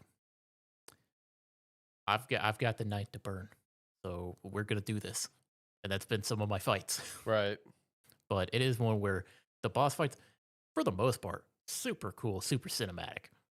Uh but yeah, they scale incredibly difficult, like to incredible difficulty. Uh if you're not taking the time to fully max out or fully dedicate a team around it. Like if you're not looking for the strongest thing and you're just playing with what you want, boss fights are going to be rough. I'll keep that in mind because I'm definitely playing with stuff that I want. Oh yeah, I mean I did it the entire time. Yeah. There's been like one fight where it was that fight where I was like, normally I wouldn't use you until I digivolved you, but you're in. Yep. So it was one where I was like, yeah, sometimes you do what you got to do. Just gotta make it, man. I've had a couple fights where I was like, wasn't planning on using these guys yet, but your time to shine is now. Right. I've gone into fights like fairly late story fights with like level 1. I just digivolved him for the fight and I didn't go grind or anything, and I'm like, probably gonna take a while, but I'm here. Yep. We'll figure it out. Yeah. Yeah. It's like now, like I said, now I'm working on grinding. Now I'm working on getting everything up, but that's a whole different thing. Yeah, which you could just buy the DLC and make it faster. That speaking of that has been a bit of a controversy with the game. Yeah. Because this Digimon Story Time Stranger released with a $100 edition and a $120 edition, but then they also came out with a day one DLC that was not included in either of them. Correct. That includes an outer dungeon for gold, an outer dungeon for XP, and an outer dungeon for materials. I don't know that the materials is necessary, but gold and XP gold is whatever. I've never really felt hard up for gold. But the XP, I'm kind of hard up for XP. Grinding without the DLC kind of sucks. There's never really been good points to do a lot of grinding in the game, like in Cyber Sleuth. Cyber Sleuth you could grind whenever you want to do, and then like you had breakpoints where you had very good opportunities to grind. Mm-hmm. This game grinding has been very rough, but it is what it is. I don't need to grind them out like I am right now. I'm just doing it because I want to. Mm-hmm. So it's kind of, I don't think I need to do it. So it's kind of on me for going through and doing it right now. But I wanted to do it. I want to have my team. I want to have my cool Mega Pluses maxed level and everything when I go in and finish the game. That's what I want to do. So I'm working on it. It's gonna take me a little bit of time. But you're goddamn is it slow. But I'm gonna do it. He's determined not to get the DLC.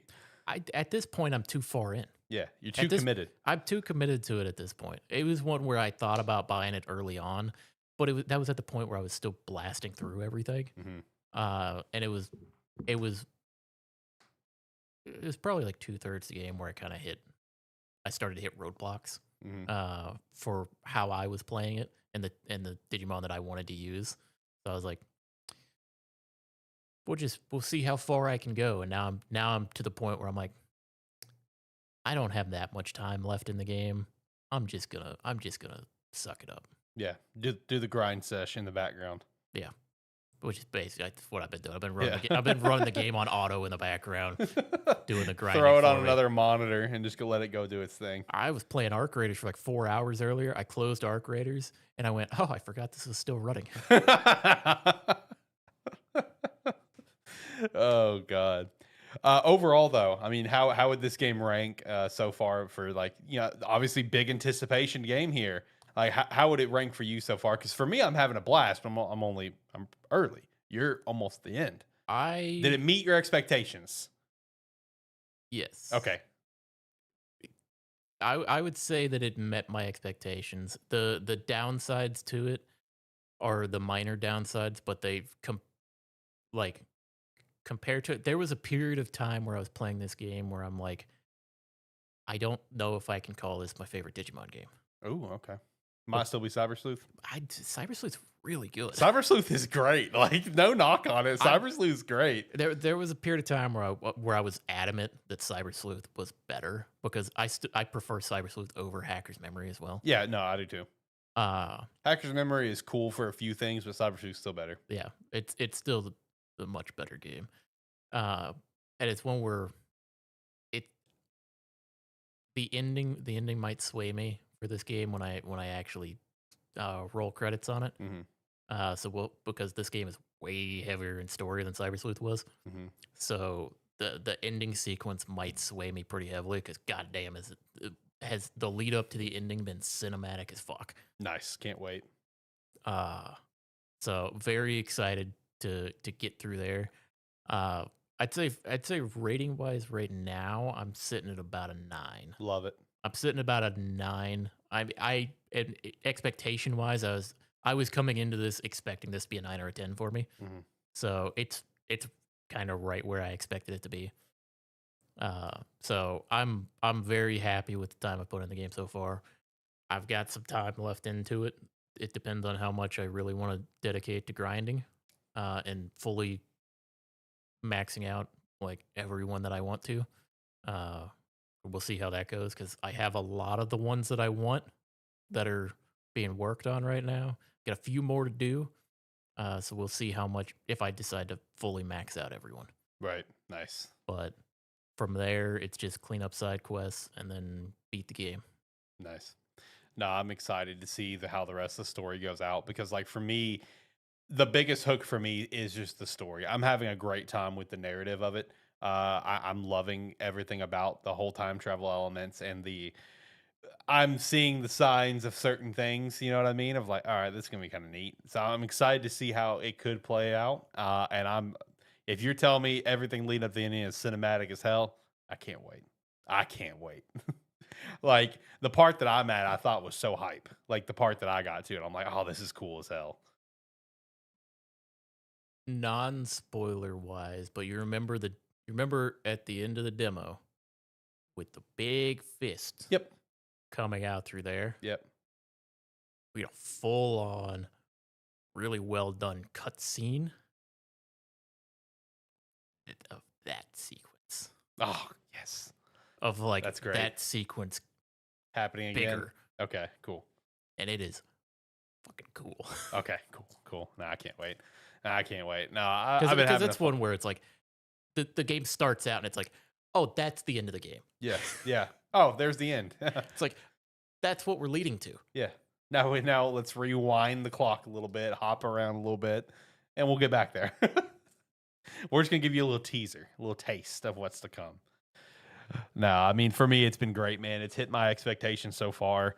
I don't know if I'll pick it back up tomorrow. I'm probably gonna play Pokemon more tonight, but I might hop back on it tomorrow and get going again. Yeah, I would almost say do your Pokemon stuff, and then that's kind of what I'm thinking. I would finish Pokemon. I would almost say like go back to Digimon when you can really settle in for just Digimon. Yeah, see that's kind of where I'm at right now. It's because You know, again, while Pokemon is underwhelming, yes, but having fun because it's Pokemon and it's new. Since it's I just look. I get addicted to Pokemon games. I love Pokemon. Pokemon's awesome.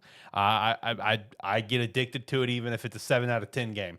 So you know, I was kind of already thinking that too of like, oh, let me just knock out ZA because I'm never playing this game again. Yeah. I will never play ZA again. I can already tell. But I'm gonna have fun with it my one time. The other thing is once you really start hitting a little bit further where you on story wise stuff with Digimon, you're not gonna want to turn away from it. All right, yeah, I probably better finish ZA then.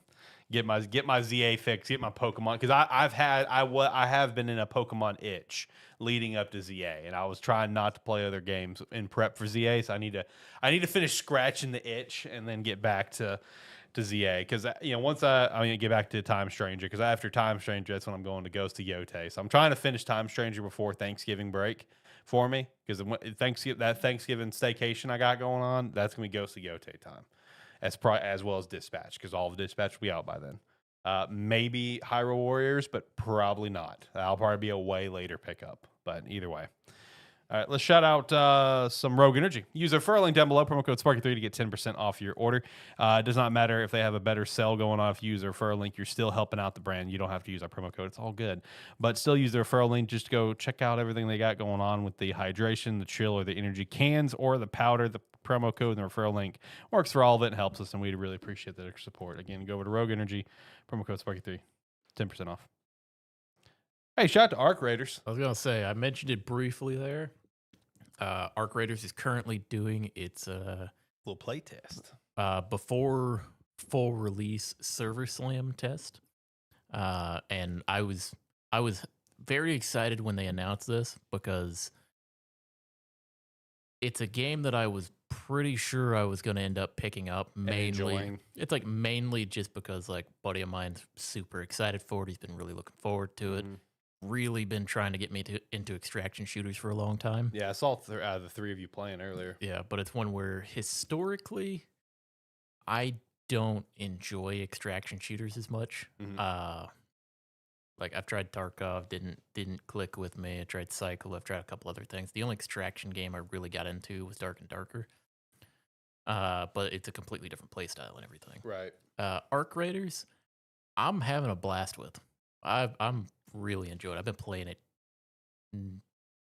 I wouldn't say nonstop, but I've been playing it a lot more than I would normally play a game like this for this weekend since the test has been going on. And it's like a lot of it is like you can't progress very far. Everything's limited for the test, but just hopping in, learning the map that we have, running around, learning layouts, getting into gunfights and stuff, having an absolute blast with it. I think part of it is because one thing is with these extraction shooters, there's always like quest lines and stuff that you have to go through to really progress and get a lot of upgrades in that. The ones for Arc Raiders seem a lot more streamlined isn't the right word, but it's the word I'm going to use because it's a lot more of here's some stuff it's like here's some niche things that are in the game we're going to teach you about that are real quick to do. And other than that, it's like here's some stuff you're probably going to be doing anyway. Just here's a quest for it type stuff. So the questing has been like you don't feel like you're falling behind, which I usually end up falling behind pretty easily on a lot of the quests and stuff in the game. So then you feel like you're super far behind in that. Also, getting resources and stuff really, really easy, really simple. It's a simplified kind of system. But yeah, also just like the maps look great so far. Just about everywhere I've gone has felt pretty rewarding for most runs that I've done. And they're like the runs overall are shorter. So the way that the runs work is a map server opens up. I don't know how many people can load into it per map, but the map is open for like 30 minutes. And you can load into it at you can load into it from the beginning of the map, or you can load into it towards the end of the map. And then you go around the map.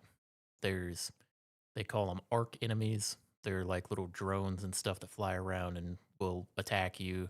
There's various like larger ones that are like more difficult enemies and stuff like that. And then of course there's other players in there. Right. Uh, PvP, PvPvE, right? Yeah. Yeah. So the core gameplay loop is you drop in, or it's like you spawn in, you run around, you loot, and then you go to an extraction site and try to get out.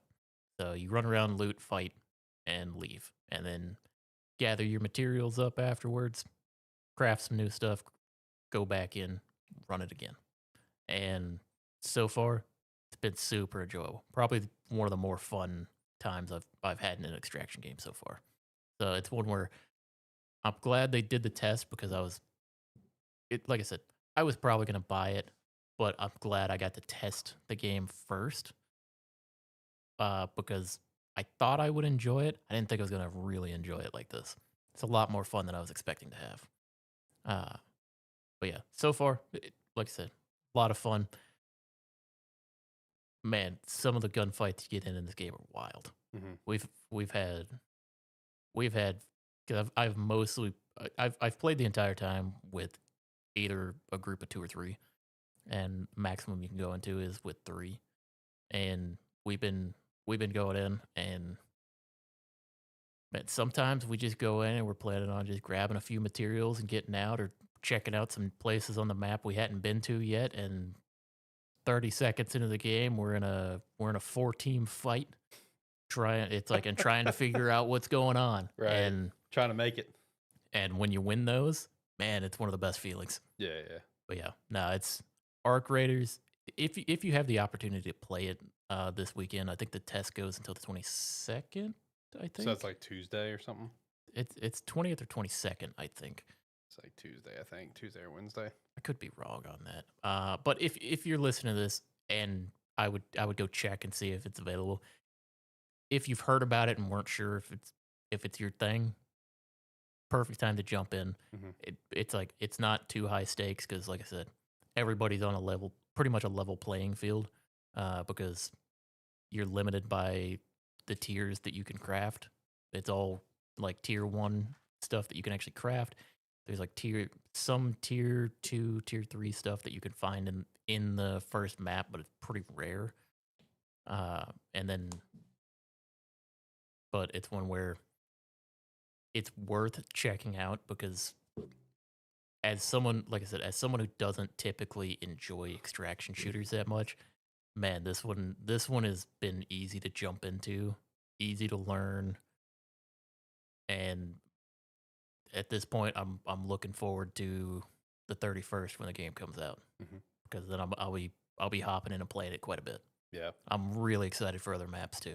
Yeah, so you'll have that, and you'll also have your Tales remaster. You'll have your single player and your multiplayer, new games at the same time. Yeah, and Tales, I've like I've like I said, I've got my pre-order physical edition coming in. Yep. So it's one where when it comes in, I might not hop into it immediately because that's one of those ones I can also set on the back burner and be like, that is just a good time that I know is gonna be a good time when it comes around to it. Right. But yeah, Arc Raiders, highly recommend giving it a check. Check out if you can during this Server Slam test. It comes out in like a week and a half. Mm-hmm. So if you know you like extraction type games, man, this is a great one to jump in on. Nice. Super simplified. It's like one of the other things is there's kind of a low stakes way to play the game too, because it is an extraction shooter. So anything you bring in, if you die, you lose everything. But they also have you can load into a game with a free loadout many times as you want to. So you'll load in with a random set of gear, you like a random lower tier set of gear, so like tier 1 gear in that.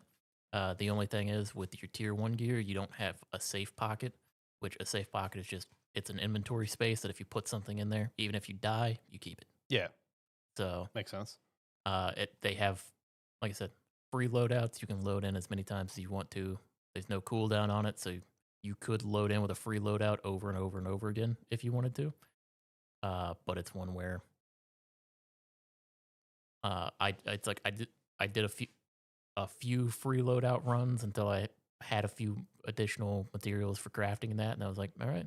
And I've just been running my loadouts ever since because I have enough stuff. I get enough stuff every run to where even if I die a few times in a row, I've got more than enough materials to keep going. Mhm. So it's been a blast. Really looking forward to the game coming out now. You know, the one main positive to hear about this, because obviously I'm not an extraction shooter guy. I don't play a lot of multiplayer games in general. But like the one huge takeaway for me as someone that just follows gaming is that it sounds like Arc Raiders is going to be able to like firmly place its flag in the genre that's very heavily dominated by Escape from Tarkov. Well, yeah. That's kind Well, of the big that's the vibe thing. I'm It's getting. like the space is kind of empty right now Yeah, because the only real extraction shooter that stood the test of time is Tarkov, yeah, and it's got its hardcore player base. But it's like people play Tarkov and they want something a little easier to play, and Arc Raiders is way easier to play. there It's you way go. easier to jump into. It's way easier to learn. Uh, and I was talking to a buddy of mine that has been a huge Tarkov player, and it's like one of the things he said is it seems like the team for Arc Raiders understands the fun of the jump out play style. Hmm. You jump in, you run around, you loot, or you run around looking for fights. And you get in, you get out. Where Tarkov, there's a lot of additional kind of tension that you have with like all of their hyper realistic systems that you have to go through. Whereas Arc Raiders, very simplified, very easy to jump in, very easy to play the game. So it's one where it should be able to plant its flag very easily in the space and be there for a while. Hmm. Nice, nice. Love to hear that. You know, the big thing about genres that are dominated by one is that it's always good to see something else come and like help further expand the genre. So, like, if Arc Raiders can do that for extraction shooters, and hey, shout out to all extraction shooter fans. Oh yeah. Yeah, just keep expanding the genre. Will Marathon ever do it? Probably not. But they're still gonna try apparently, even though they should probably just cancel the game at this point. I saw where it's like I think there's gonna be like a closed beta for the game for our marathon sometime soon. And I'm like, I wonder how many people are gonna sign up for that. Zero interest. Yeah, no, they agree on that. They agree on that. You ready to hop to the weekly wrap up? Sure. All right, which is gonna kick off with the Pokemon League. So this is a pretty beefy one, but I'm gonna try to go through it as quickly as I can. So there was the Terra League 2 that took place this week with Pokemon, or like the end of last week or whatever. So I want to start off the whole segment and the clip of the video with you can pretty much go ahead and take everything from this as factual because everything got copyright struck by Nintendo with receipts that it was Nintendo that was breaching it.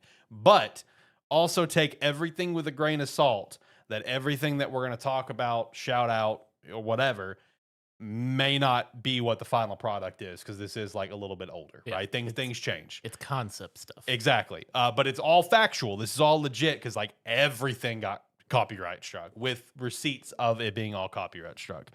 I want to save the Gen 10 stuff for last and I want to run through everything else first.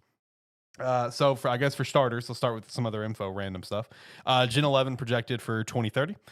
There will apparently be no Unova remakes in Gen 10. Apparently, after Brilliant Diamond Shining Pearl, the decision was made internally to make sure that remakes were properly taken care of going forward. Breaks my heart that Sinnoh had to be the one to fall on the sword for that.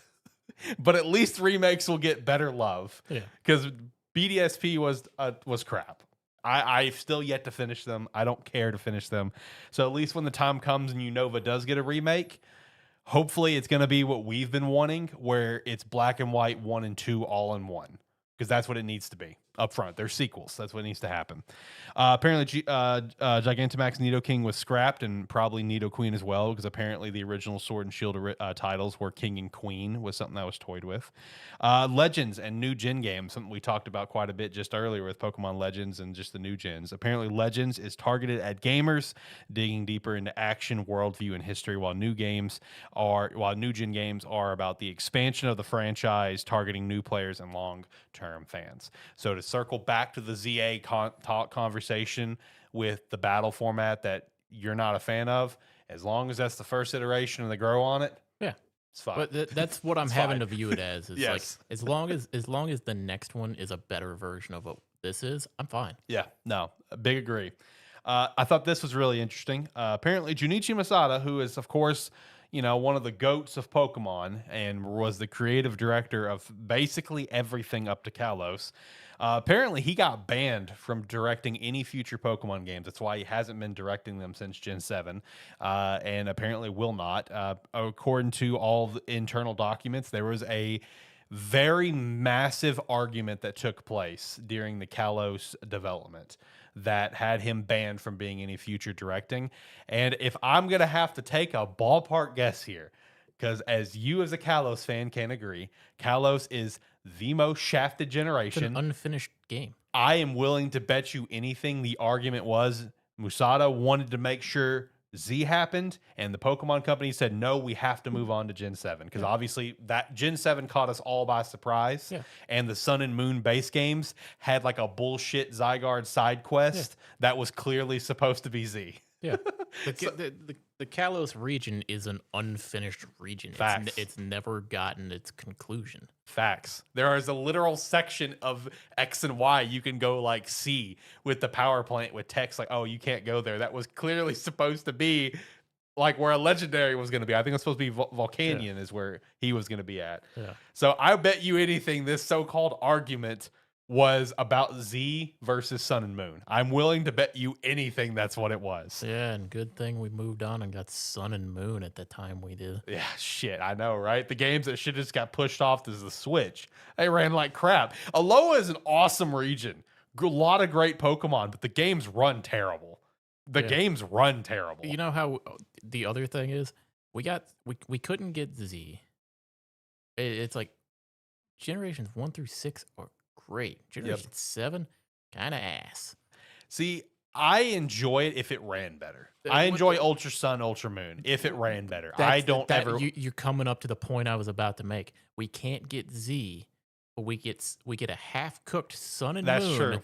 That then we get a re-release of Ultra Sun and Ultra Moon to finish those games too. Correct. Yeah, Sun and Moon could have just flat out been put off, done Z, and then done just Sun and Moon, which would have been Ultra Sun, Ultra Moon, you know, and would have been fine. They said we can't do that for Kalos, but we're gonna do that exact same thing that we told you we can't do for the next generation. Yeah, no, it's ridiculous.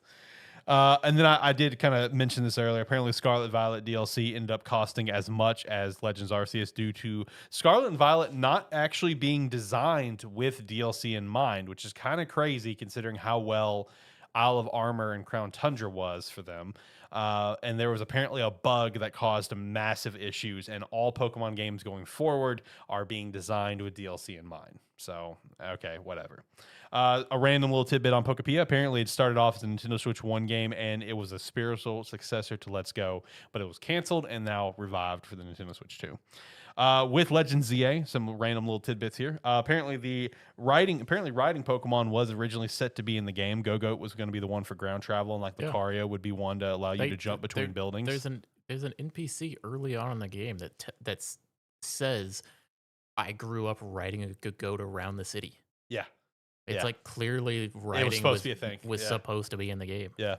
Apparently, the original gameplay style was going to be a 4v4 Splatoon shooter style. There was images of this and everything. And I looked at that. I'm like, they were really trying to do something different. Maybe that's why the one we got is kind of half-baked. Is because they had one thing already set and they had to pivot. I'll take a half-baked one over that. Right? Game originally had a lot more detail in like the buildings not being flat, but they had to scale it back due to performance. It's because the city is one model. Yeah, I know. And then... I'm sorry, John. I feel like this one would have been up your alley. I think this one would have been objectively a better game. The canceled Legends game that ultimately led to ZA being a thing. Canceled Legends game of Ho-Oh and Lugia. You know how cool this would have been if it would have been like a back-in-time game? Yeah, it was. Yeah, you know how cool this would have been? We could have got the storyline of the tower being burned down and seeing the original 3 Pokemon that died in the fire. Oh, it's funny you mentioned that because that's the story. I know. Yeah. All I saw was the old Johto. I'm like, that's the story we've all wanted to play. Yeah, no, that was so the plan was there would have been 2 games, Ho-Oh and a Lugia game. They were going to come out last year as part of the 25th anniversary of Gold and Silver of 2024. And it was set in a time before trainers existed. It's about a story about the origin of trainers. The protagonist has fallen through time and commands Pokemon and helps revive 3 Pokemon that were burned in the tower. Would have been a great game. Would have been awesome. Way better than what we got. Would have been so cool. I love Kalos. Yeah. I love the Kalos region. Much would have preferred that game. Yep. That is a story I would have much preferred to play through. And we'll probably never get it now. We won't get it. Yeah. If anything, it'll be like a weird mini game type thing we'll get for like phones. Right. The next Legends game also got leaked in all this, where it's going to be going back to Galar. Apparently, the inspiration is Xenoblade Chronicles X, which, funny enough, the image that was shared from all of this leak and documents was a literal screenshot of Xenoblade Chronicles X, and someone just crudely photoshopped something from Pokemon Sword and Shield on the character. It's like, this is my idea. And this is from the official Pokemon documents. And that was the pitch. So whatever.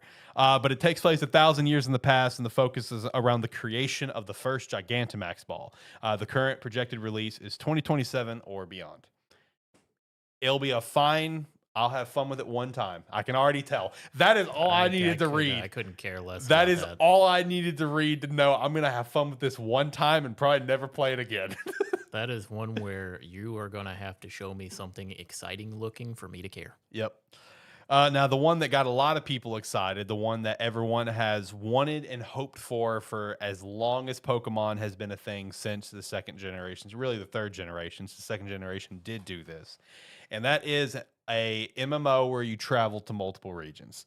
So the idea is that you are going from Hoenn to Sinnoh. So you are focusing on all of the Japan-based regions. So starting in Hoenn, you will go to Johto, you will go to Kanto. You will also take some pivot to Katakami, which is the Teal Mask DLC location, and then go in the game in Sinnoh. And this will be an actual online game. Its current target is 2028. This sounds too good to be true, and with it being Pokemon and the Pokemon Company, my expectations are pretty low, but I'm going to play it. I'm probably going to have fun, but my expectations are very low. Yeah. Very low. You give me aggressively low. You give me that, I will be excited to see what it is. Yes, correct. I will not be excited that it'll be good. I will be excited to see their interpretation of what they think we want. Yeah, exactly. Because this is what people have wanted. But I would even if that wasn't great, I'd be more excited to play that than I am to keep playing ZA. Yeah, no, exactly. No, it sounds too good to be true, but we need to temper expectations. It is the Pokemon Company. They still to this day, with what we see with ZA, have proven that they will cut corners. And especially when all the leaked numbers of the game costs came out, and it's nowhere near comparison to any sort of failure AAA games, and Pokemon is the biggest IP in the world. Expectations need to be low, but it should be at least a fine experience, because it's going to be cool to travel multiple regions again, something we have not done since Gen 2. And of course the Gen 2 remakes. It's something that's never been done besides those. So it will be really cool to do that. I am looking forward to it, but it's what you just said. I'm not excited. I'm just excited to see what their interpretation is and what they're going to do with it. Next up is Gen 10. We already have the name of the games, which in the process of all of this, apparently the logos of the games got leaked on 4chan like in January. Nobody caught it. And then it got shared in the midst of all of this leakage, and it did get copyright struck. So I guess it's all legit. The games are going to be called Wind and Wave. The original rumor for a while was it was going to be set in an archipelago over in Greece. And apparently that was one of the regions considered, as well as West Coast United States, Canada, Scandinavia. But ultimately the setting that we are going with is a Southeast Asia and Indonesia.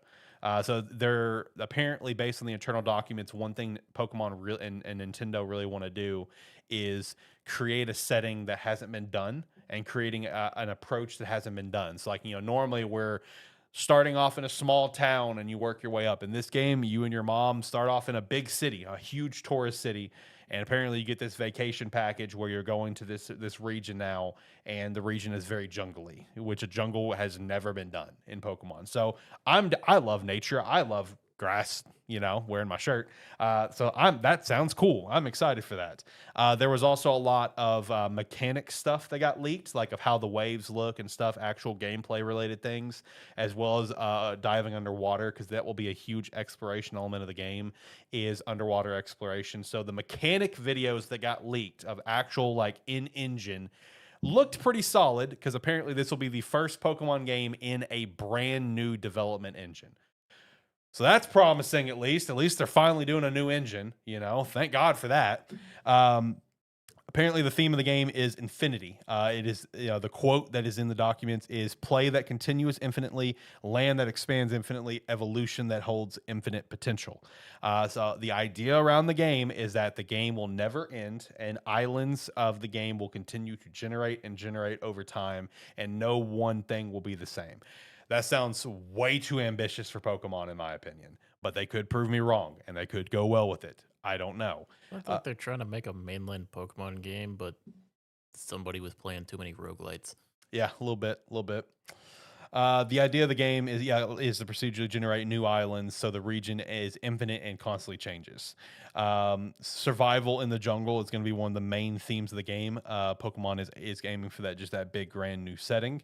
The island exploration, underwater exploration, and open world, there will be some slight MMO elements tied into the game to kind of set you up for the MMO, apparently. And this is, of course, set to come out next year, with DLC coming out in 2027. The evil team is a land development team that aims to destroy nature and expand land for profit. That lines up enough for Pokemon. That sounds like it works. That's fine. The new type of Pokemon in the game is going to be called a seed Pokemon. A seed Pokemon is an unevolved form. It's a Pokemon that no one has ever seen its evolved form. When it travels to an island that the legendary resides, it will evolve. Its evolved appearance is said to have infinite variations. So it's like you get one type of Pokemon that is called a seed Pokemon, and it could look 43 different designs in the game. Now, there is clarification in the documents that when this Pokemon gets transferred to home for future games or champions, it will always result back to its base form. They're not going to carry on this, whatever infinite forms it has will only be in this game. Let's see. The new gameplay mechanic is all going to be based around weather techniques. The professor of the region is researching the relationship between weather and Pokemon, which we already have weather-based stuff as it is. It's a core mechanic to like VGC and just general gameplay. We have a Pokemon that's all designed around weather with cast form, but I think diving into a full-blown mechanic could be interesting if depending on how they do it. It depends on. We need to hear more about that to understand what they mean by that. It will feature gyms as well as Titan and Lord Pokemon challenges. There's going to be 18 in total, one for each type, and apparently each challenge or gym will be inspired by sustainable development goals. So some examples is like no poverty, zero hunger, good health, well-being, quality education, etc. It's just a thing in the world, thing in the life. You can just go look it up. You kind of get context there. And the game will be kind of set up like Legend of Zelda Breath of the Wild, where you could go straight to the final boss if you wanted to, but you're going to have a hell of a hard time with it. So not recommended. Like I said, brand new game engine, and they are aiming to have that mix of open world and MMO to prep for the MMO. And like I said, releasing 2026, DLC 2027. It sounds really cool. I guess we'll see on Pokemon Day. We'll see in a few months, the first teaser of it. It's one where I don't particularly like the overall description they have of it there. Maybe it plays better than they describe it. Yeah. You would hope that it plays better than they describe it. Right. Nobody wants to play Pokemon because and have it like infinitely go. Mm-hmm. Like we play Pokemon because we like Pokemon. Yep. We want to go through. We want to get our badges. We want to beat the Elite Four. We want to finish out the decks, and we want to shiny hunt for a little while, and then we want to move on. Yeah. So everything about it to me sounds too good to be true, and with it being Pokemon, my expectations are aggressively low. But I don't know. I could be proven wrong. We'll see. I will also add, I did not include it in the just the shout outs and details, but if you want to go dive into the Terra League 2 more, there's also canceled plots for Scarlet and Violet, like original plans, as well as Sword and Shield. Just kind of like original ideas, as well as original region names, like game names. Like, dude, they had names like Dino and Robo was a legit like template name for Scarlet and Violet. So there's a lot of information on other gens, as well as full-blown story details that they had written for Sword and Shield and Scarlet and Violet. It's all fun to go read. I didn't view it enough to like go shout out in detail, but if you want to go read it, go check it out. Like I said, take everything here with a grain of salt, because everything could change based on the time frame of this leaked information was like 2022. It was anywhere from like 2021 to 2023 is all the general time range of all this information. But it's all legit because it all got copyright struck, including with receipts of that it was Nintendo that copyright struck it. So it's interesting stuff. It does kind of suck to have so much of Pokemon's future leaked like this, Like I don't mind leaks for the I say that, and it's like it's shitty for developers. I don't mind spoilers is the better way to put it. But like if we're gonna get something leaked, man, I don't want to see the next like 10 years worth of shit. Yeah, I'm generally not a fan of leaks. Yeah, it's kind of a back and forth thing. I almost didn't want to talk about it on the show, but it was so big that I felt like it needed to be talked about. It's more where like I'm also generally not a fan of spoilers depending on it, but that's a changing topic for me depending on what it is. Yeah. But it's like leaks as well as like I really don't like leaks, but it's one where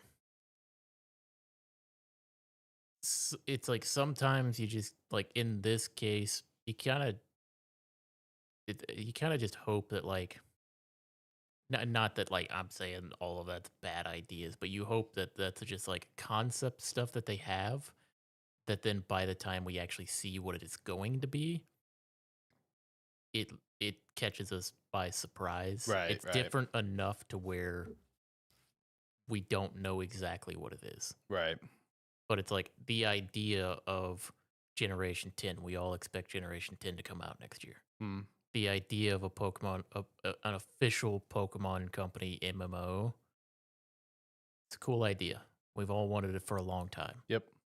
It's like the idea of seeing that. It's like it sucks that the reveal is going to be a little less like exciting. It's going to be a little less shocking. Yeah, yeah. But the excitement now is seeing what that looks like to them.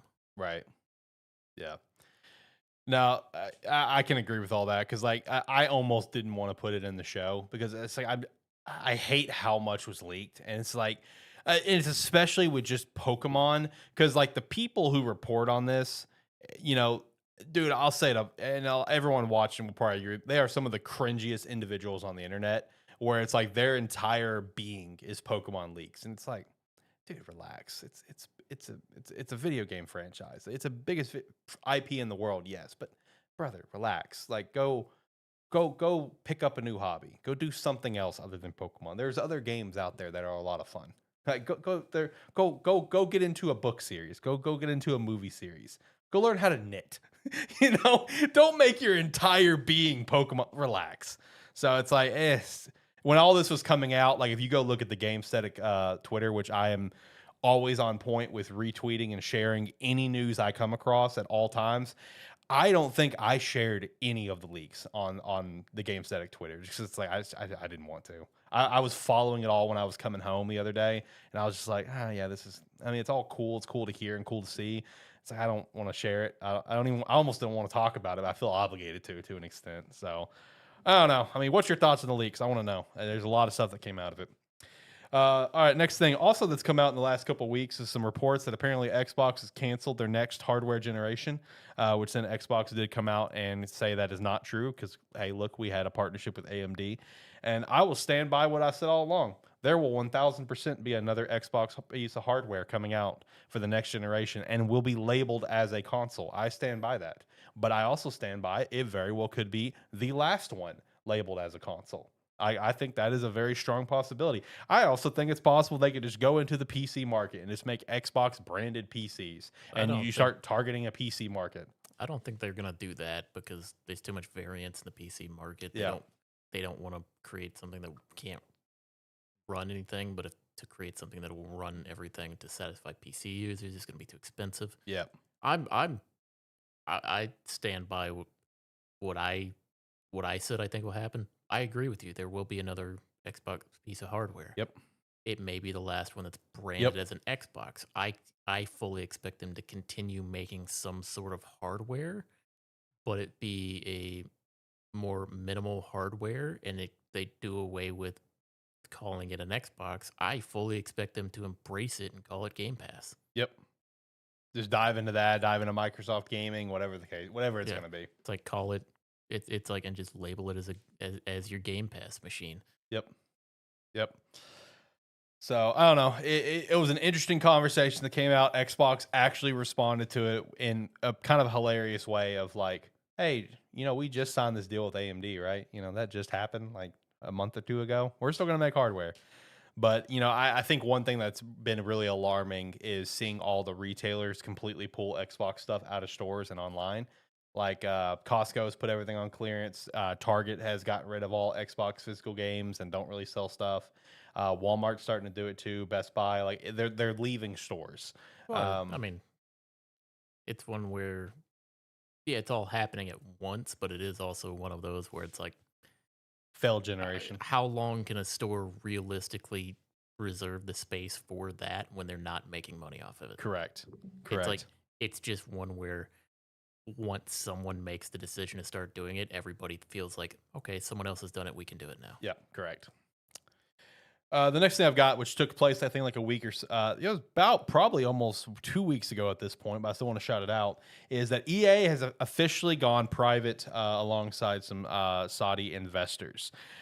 In this whole deal for them to go private and go with this new investment company and these certain investors, they have now racked up, and this is a correct number. I did not mistake the B the B for an M.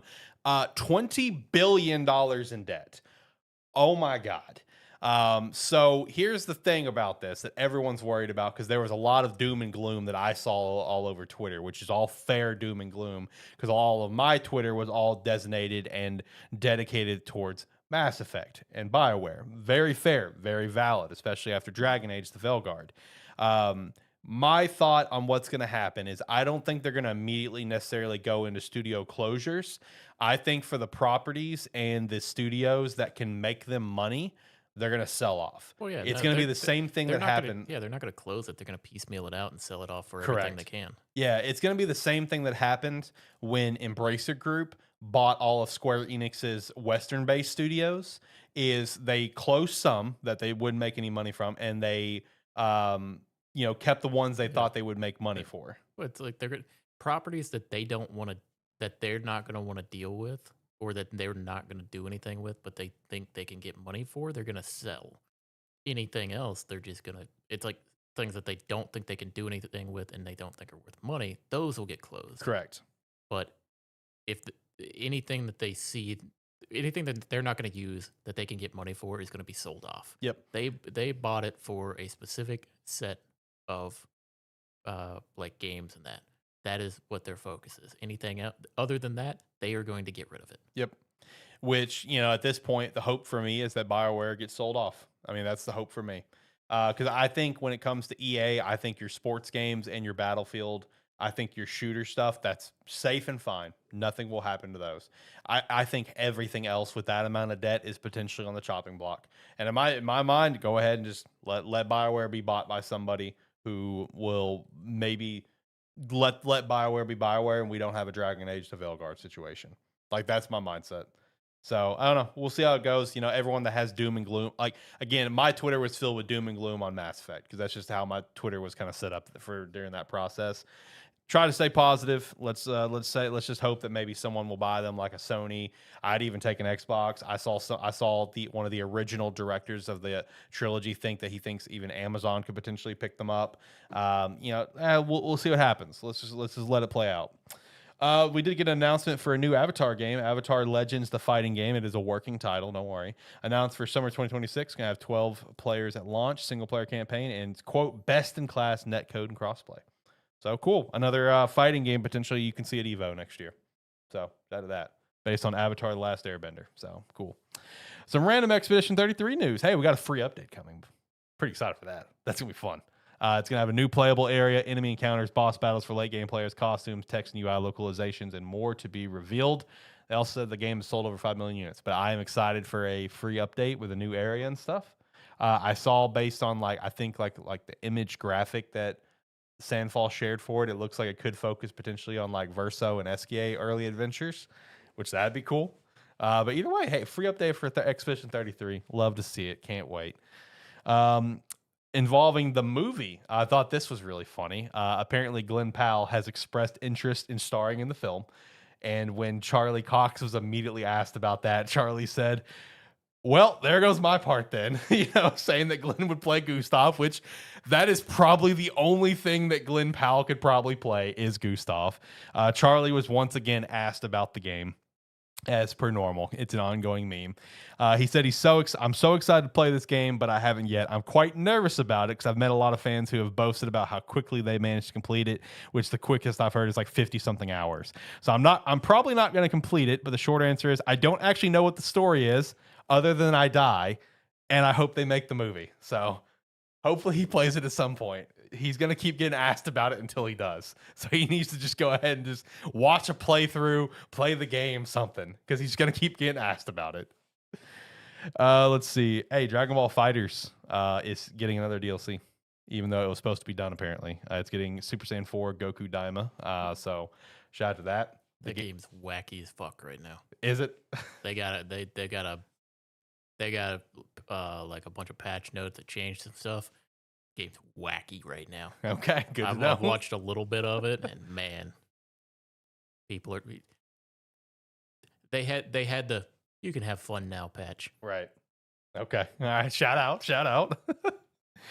Let's see. Next up, Rockstar recently updated Red Dead Redemption 2's description on Steam. It's likely prep for a PS5 and Xbox X remaster, as well as just a general remaster of the game.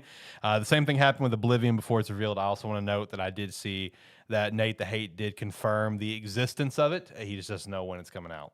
And usually when Nate says something, he doesn't say it unless he knows for sure, because he is very picky, choosy on what he throws out there. So, I mean, it makes sense. I've been saying it forever. I mean, it's going to happen eventually. It's just a matter of when. Will it happen before the end of the year?